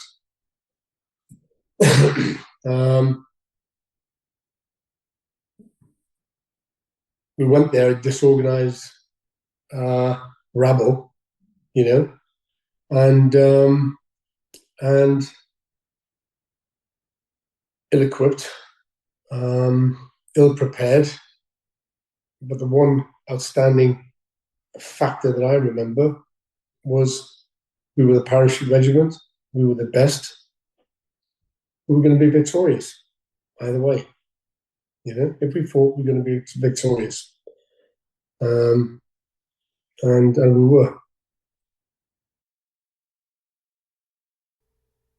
So you concluded this part of your career. I want to get to Iraq quickly. I know we're getting very short on time now, but what was the transition? What made you decide to go from the Paras to the SAS? Well, I was a 100% confirmed soldier by then. Some people take up soldiering for a job. Some people take it up as a career. That was my chosen career then, and I wanted to go the next level. I wasn't getting on too well with the Para hierarchy. I wanted to do continuous operations. I wanted to go somewhere where I could get more of the same. I didn't want to come back from the Falkland Islands and stag on for 2 years, doing guards, or back into a training cycle and never go away, go to war again. I mean, I've been in the army sort of something like 7 or 8 years by then, and that was the first sort of land battle I'd ever encountered, apart from Northern Ireland. That was it. There was no Afghan. There was no Syria. There was no Iraq. So I felt to get more operations under my belt, I'd have to go uh, where there was perceptibly continuous operations, and that was the SAS. So that's what drove me to do selection. So what was it about your physicality or mindset that allowed you to succeed in the selection process when so many others failed? Again, it's just mindset. It's putting one foot in front of the other. People, a lot more fit guys than I could ever be, fail selection. Better soldiers than me have failed selection thousands of times. On paper, it's just an indomitable desire to do something, and I think there's no going back. It was either I didn't have a B plan. I was going to be in the SAS, and that's it. I'm not going back. That's it. I didn't have another plan. I didn't have another plan. That's the only plan I had.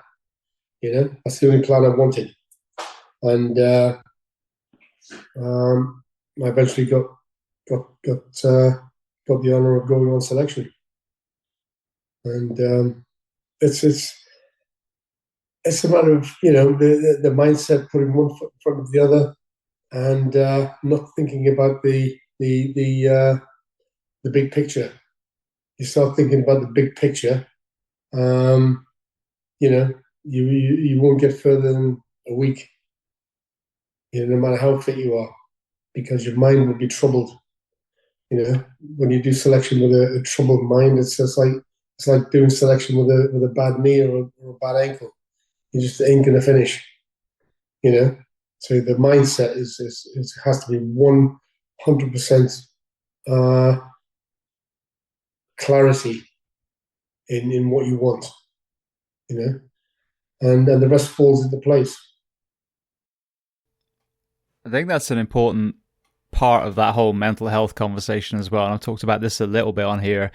You have two paths. Like you said, there's someone who we know is struggling. And so their path is to try and navigate some of the issues, whether it's early life, whether it's what they saw in uniform, all the other stresses that we have in our life. And that's a very obvious path. And you find the right things that work for you, and you get help, and you grow from it, and you become stronger.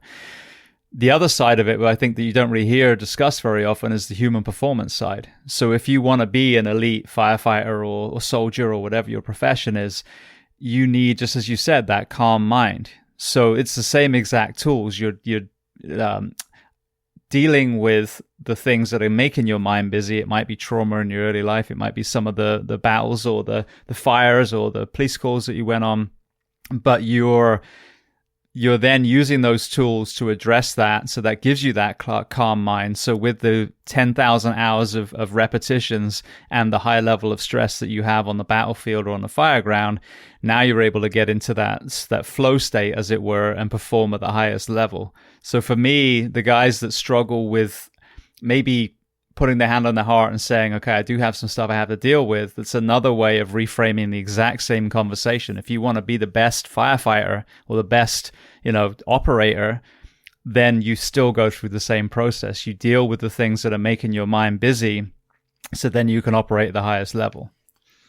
Yeah, as a major, the training major, when he spoke to us, he said that the longest, when we first started on selection, he said the longest, it's horrendous mileage on that course. You wouldn't believe it. It's just horrendous. And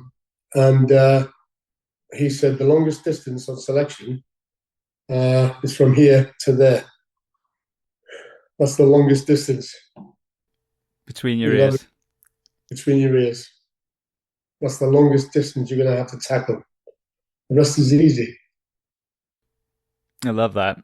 Well, speaking of training, when I'm thinking of training in Britain. I grew up not far from Salisbury Plain, so I know you guys do a lot of operations there. I think of the Brecon Beacons. And English winter can be pretty rough, and obviously the further north you go, the worse it gets. So that I could imagine would be good preparation for a place like the Falklands Islands, which is kind of not too far from Antarctica. But then we begin a war in the Middle East. So what was that transition? Because you got into it so early, from training in, what would replicate the Falklands or, France, Germany, etc. from the 40s to now we're on the Middle Eastern battleground again, even though, as you said, your father was fighting in the 40s. Was there a shift in the ability to train for that kind of environment, for that kind of weather? Not really. I didn't fight in the Gulf. I was in Colombia at the time on other operations in South America in general. And the SAS regiment isn't about training for one theatre of operations. It's multifaceted, So our training cycle, an operational cycle, revolves around continuous different terrains: desert, heat, cold, Arctic, so you're pretty much trained up for everything. So my experiences in Iraq, from the perspective of it as a PMC, which was straight after Gulf 2, 2003, we entered Iraq from Kuwait into a devastated war landscape, which was pretty horrendous. The leftovers from war still there. Fair amount of corpses, as you moved inland, baked by the sun, the debris of war, and all the way to Baghdad. Completely different environment from a Falklands environment. What made you transition out of the SAS and begin the road contracting? Well, I retired when I was 42 from the regiment, and went into contracting almost immediately.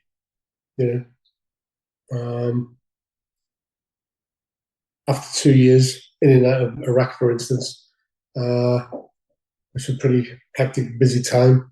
We went into, I just started my own company, and went into the training business of training PMCs in both, tactics and education. So what have you seen? Because, there's obviously been, I'm sure, a huge amount of members of the contracting world that have done incredible things overseas, but we were exposed again through the media, through some of the dark side of early contracting. I don't know if that was specifically Blackwater or if it was other agencies as well, but there seemed to have been, through the war in the Middle East, a kind of evolution of the role of the contractor and the parameters that they can operate in. What did you see through your British eyes? Well, the contractor business is essentially protection business. It's the business of protection. It's not offensive operations.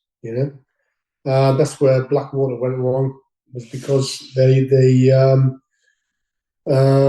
went in with the impression that they were going into an offensive operational role, which maybe they felt they wanted to create. For whatever reason, but the fact is, contracting is protecting people from A to B. It's no different than protecting, as a bodyguard, protecting you on the streets of London, protecting somebody on the streets of Baghdad, except that you're armed. That's the only difference. So the skills, drills, tactical procedures are all the same. And the thing that got me into it was initially initial deployments were ex sort of specialists to their field, particularly our lot. And but there's only so many people you can recruit on an operation like that from different as the contracting business developed, multiple companies developed, corporations developed. You need more and more people. There isn't enough. There isn't enough former special forces, airborne, Marines, the specialist infantry. So that's had some kind of specialist skill, and they sort of seamlessly walked into that business. But it's not, the number isn't finite, so you had to start recruiting from elsewhere, and this became a problem because you were deploying people that weren't trained for that environment, either trained in the desert, trained with communication skills, trained with advanced gun training for the purposes of protection. I identified this quite early on, and I thought, well, I've been trained by the best in my eyes at the time on the bodyguard business in Hereford. I could pass that on, add a gun training element to it in Poland or Czech Republic at the time, and make some serious money. And that's what we did. Well, you made a comment earlier about the Iraq and the Afghani war being very different than Falklands, for example. You've definitely shown that it's not an anti-war sentiment in this whole conversation, that there are times, and I would argue World War II is a prime example, where we have to take up arms and fight a true tyrant. But there's been a lot of, like I said earlier, a lot of emotional turmoil about Iraq, about Afghanistan, from the reason that we were supposedly sent there initially to what should have been seemingly a short conflict with a lot of special operations communities, and then, leaving again, versus the 20 years that we stayed in Afghanistan. So contrasting Falklands, and you've been in Iraq as a contractor for a long time. Talk to me about just your own philosophy on those two conflicts versus the one that you were involved early in your career. Well, Iraq came from a political doctrine, created for whatever reason by Tony Blair and Bush, excuse me, and this alliance that grew into a historic lie, that there were weapons of mass destruction in Iraq, and Saddam Hussein was going to deploy them, tout sweet to the Western world. No proof for that. Nobody knows why they wanted him deposed. Nobody knows why. There's all kinds of conspiracy theories on finance, with Iraq having its own currency and doing well and not being reliant on the dollar or sterling. Those kind of conspiracy theories. I'm not a fan of them, but there was still no 100% reason why the Western world moved on Iraq. Consequently, it was a glorious victory. Very well performed by all arms involved. Destroyed the Iraqi armed forces, which, if the joint British and American operation couldn't do that, we'd have to retire both armies, wouldn't we? Excuse me. And then the bullshit started. The patrols the hearts and minds, the indoctrination, the attempted indoctrination of an Islamic culture, to be brought to heel by a Christian culture, which essentially we are. You know, it was a bit imperialist, if you like. You know, again, as a soldier, I 100% backed the soldiers, and always will, on whatever they did. And the politics were pretty rotten at the get-go, at the onset, and then they continue to be rotten over the years, as expose after expose will pay testament to. And at the end of the conflict, nothing has been achieved. Absolutely nothing. I know contractors out there now who have been there since I was there in 03. They're still out there, and nothing's changed. Nothing. There's still power cuts. There's still corruption. There's still sectarian killings. It's pretty safe. I mean, you could fly to Baghdad tomorrow, and we'd be safe. We'd be safe. Book into a hotel and have a good time around. I wouldn't go anywhere at night, but certainly during the day. There's no reason to attack us. They kill each other a lot still. This is from reports I get from people who are still out there. Lots of sectarian killings going on because of the several sort of factions of the Islamic faith. But for a Westerner, it's business as usual.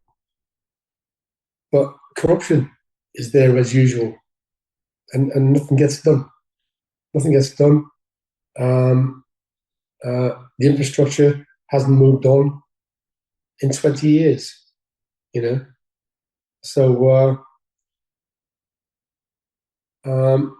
the media are obsessed with blaming somebody but their own agenda.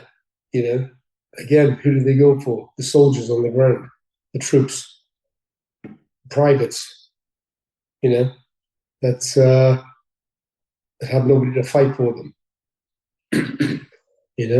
No senior officers, no officers to be seen, no politicians to be seen, no media support, nothing, just unbridled attacks on something they did all those years ago, which is unfounded. Investigated and cleared at the time. There was a misdemeanor, which they rightly so. And but no, they want blood, and it's newspaper after newspaper reporting bullshit story after bullshit story again and again, found to be wanting, and it still goes on.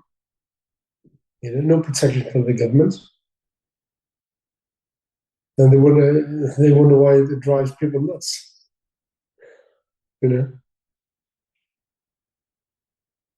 Completely pointless effort. At the end of the day, we never independent. At least in the old imperial days, we'd earn money out of it. Contractors have earned money out of it. Hundreds of thousands, millions. People like me making millions out of the system, contracting system. We're doing a job protecting people out there, the Westerners and locals, in and out of Iraq and around Iraq. But it's the same as I say. Afghan was even worse. Glorious initial battle and victory, and 10,000 British soldiers in, well, I think it was about 30,000 in Helmand, wasn't there, at some point? Held the Taliban at bay for 20 years, complete stalemate. We couldn't make any there was no strategic option.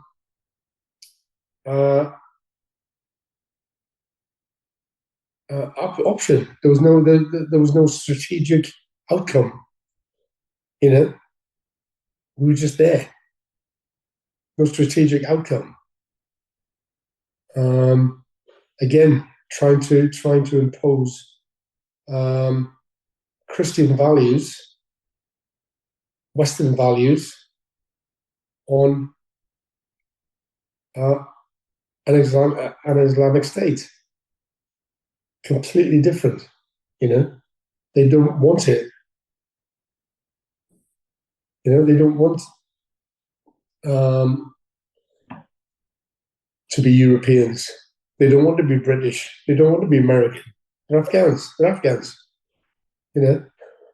them get on with it. I thought we may have learned something from our Victorian history, and the days of our involvement in Afghanistan. At least there was a reason then. At least there was a reason British troops were in Afghanistan then. And that was to stop the Russians getting into India. Unopposed. And again, that went terribly wrong for the Russians and us. Tried to subdue an unsubduable nation. You can destroy it, but then there's nothing anyway. So what's the point? Yeah. Well, something I've heard as well from a lot of people is that, that we call it Afghanistan, but there's all these tribes. I mean, there's, hundreds of tribes that all have their own elders and their own ways of being. And we're looking at it as an entire nation where it's not. It's a group of small nations in one kind of bordered country.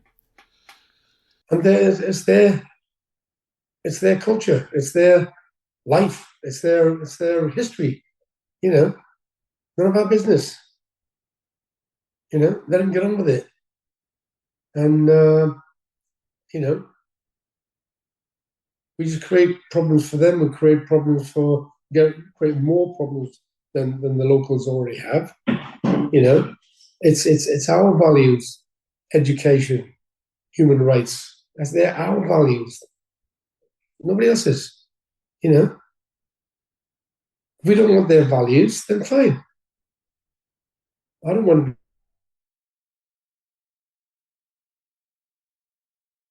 be. I don't want to live in and you wouldn't either.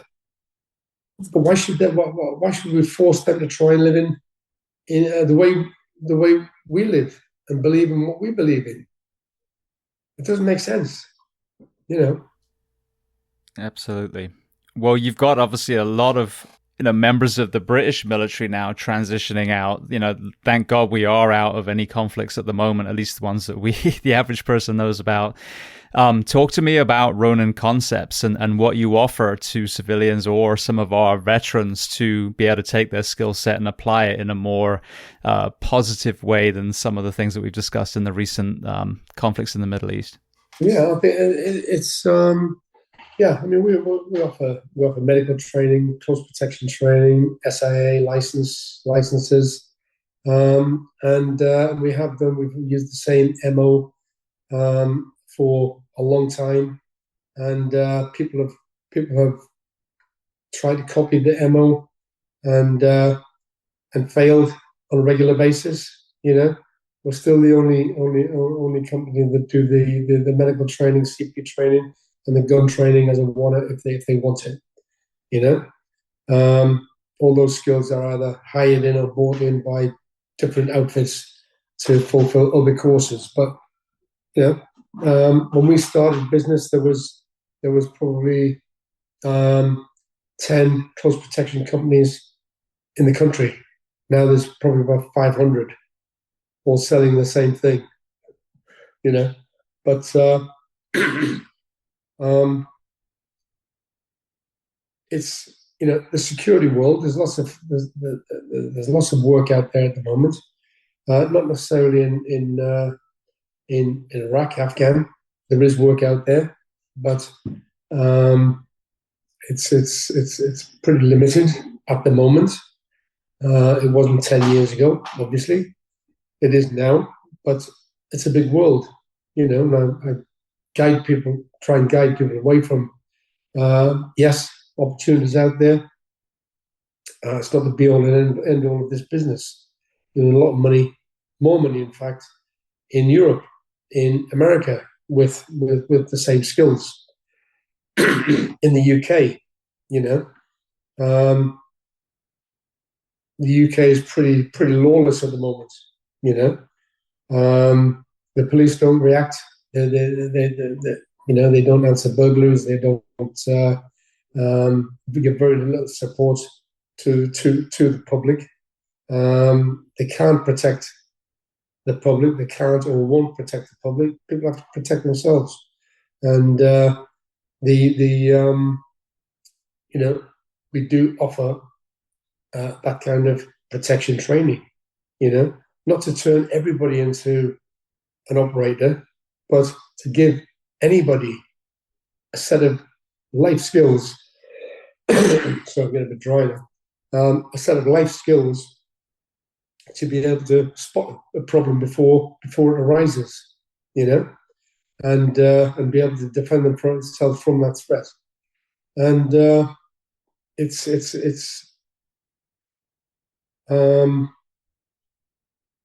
in the industry, the bodyguard industry, because of the lack of police, the lack of law and order in this country, security companies are booming all over the country, all over the world, and it's an excellent business to be in. You know, like-minded people. It's a better transition into the security business from the military than it is to go into any other walk of civilian life. Whatever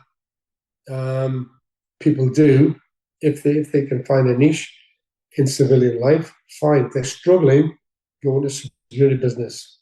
You know, that's what I advise. And for very little outlay, there's a lifetime career. You know, I've had a lifetime career, and I wouldn't do anything else. I'm still doing it. The phone keeps on ringing. You know, I'm starting a big contract abroad soon for a couple of years, in and out. It's you know, it's not classified. It's restricted at the moment.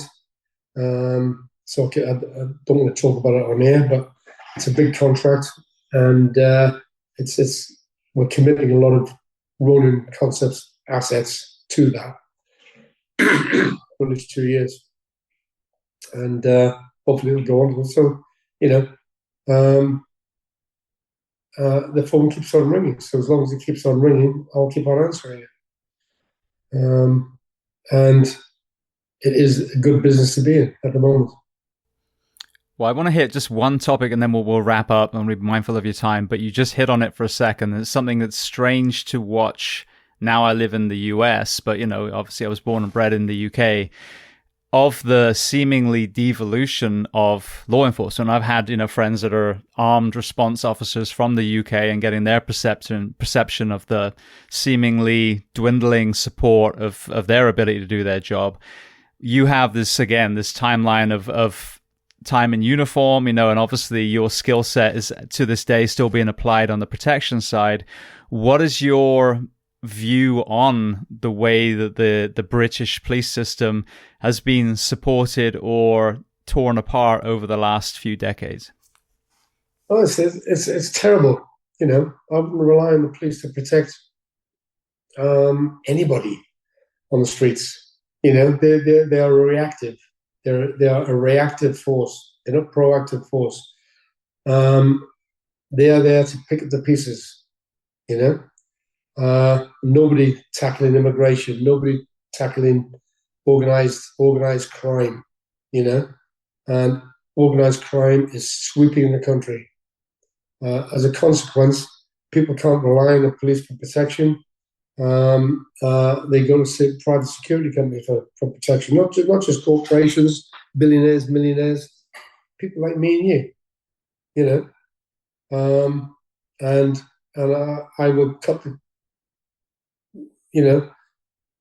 the cloth to fit the pattern, and what I charge somebody else is not necessarily what I charge you, for instance. I'm assuming you're not a multimillionaire. You are correct. Maybe you are, but if it's credible in my eyes, I'll take it on.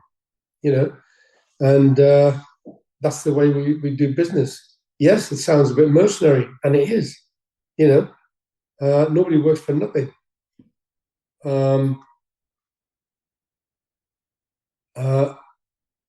And that's just the way the business is at the moment. There's no trust in the police anymore. It seems to be a war on majority of the country. With a minority of so-called or perceived victims of different cultures, creeds, backgrounds, and but for the masses in this country, there is just no protection. You're more liable to get lifted for a bad tweet than burgle somebody's place. You get away with that because it's not reported. And the police are just always too late. They're always too late, aren't they? You read about the police, read the case history after case history. They're always just too late, and we got a learning curve. The old learning curve, and which never happens because they never learn because nothing ever changes, and it's getting worse. They're completely alienated from normal people in my eyes. And what's the reason behind this, do you think? Following political doctrine instead of what they're supposed to do is enforce the law. Seek and destroy criminal elements, seek and destroy, corruption and terrorism, on our streets today. But they won't. It's all about within the last 20 years, there's been sort of 95 attacks on this country, with people claiming to have an Islamic background. Non-Islamic attacks or Islamic identified attacks, about 5, and the whole of the Brit police counter-terrorist role. The only thing you ever hear about is white supremacy and right-wing terrorism. It just doesn't exist. It's a little bit,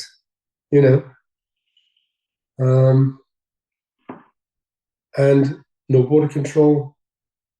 Borders are porous, wide open. We don't know who they are, where they come from.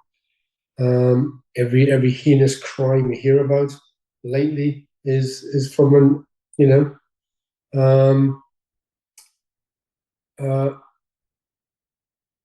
has arrived in this country as an illegal immigrant. It's just completely saddens me. But you have to protect yourself. We're reverting to barbarian times eventually, in probably 20, 30 years.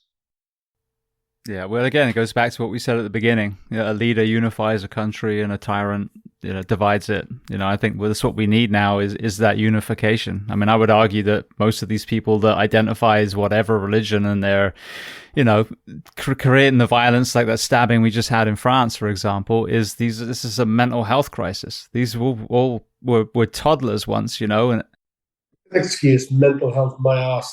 He enjoyed it. Oh, no, exactly. That's what I'm saying. No, you have to be mentally ill to enjoy. I'm not saying like he was a little bit depressed. I'm saying that with leadership, you pull people together, you forge community again. With that division, you allow this kind of violence to be perpetrated. It's not a sole cause, but the more division you have, the higher ability there is for these lone wolves to start doing these sick things that they do. So we have a cultural mental health crisis in the fact that we are being divided, and COVID was a perfect example. It was separated like it was the trenches of World War I over a fucking vaccine. But then you're also, that lack of community, you're less likely to see the people who are truly dangerous until then stabbing your children in a playground. That's right. That's right. That's why people need to learn how to protect themselves and their family. Not rely on the police. Don't rely on the police. They will not protect you. They will not protect you. That's the way it is, I'm afraid. Yeah. Well, I appreciate your perspective. Thank you so much.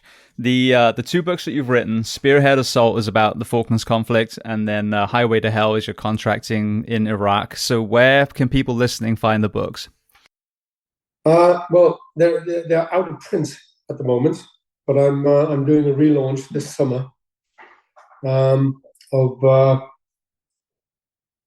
3 books.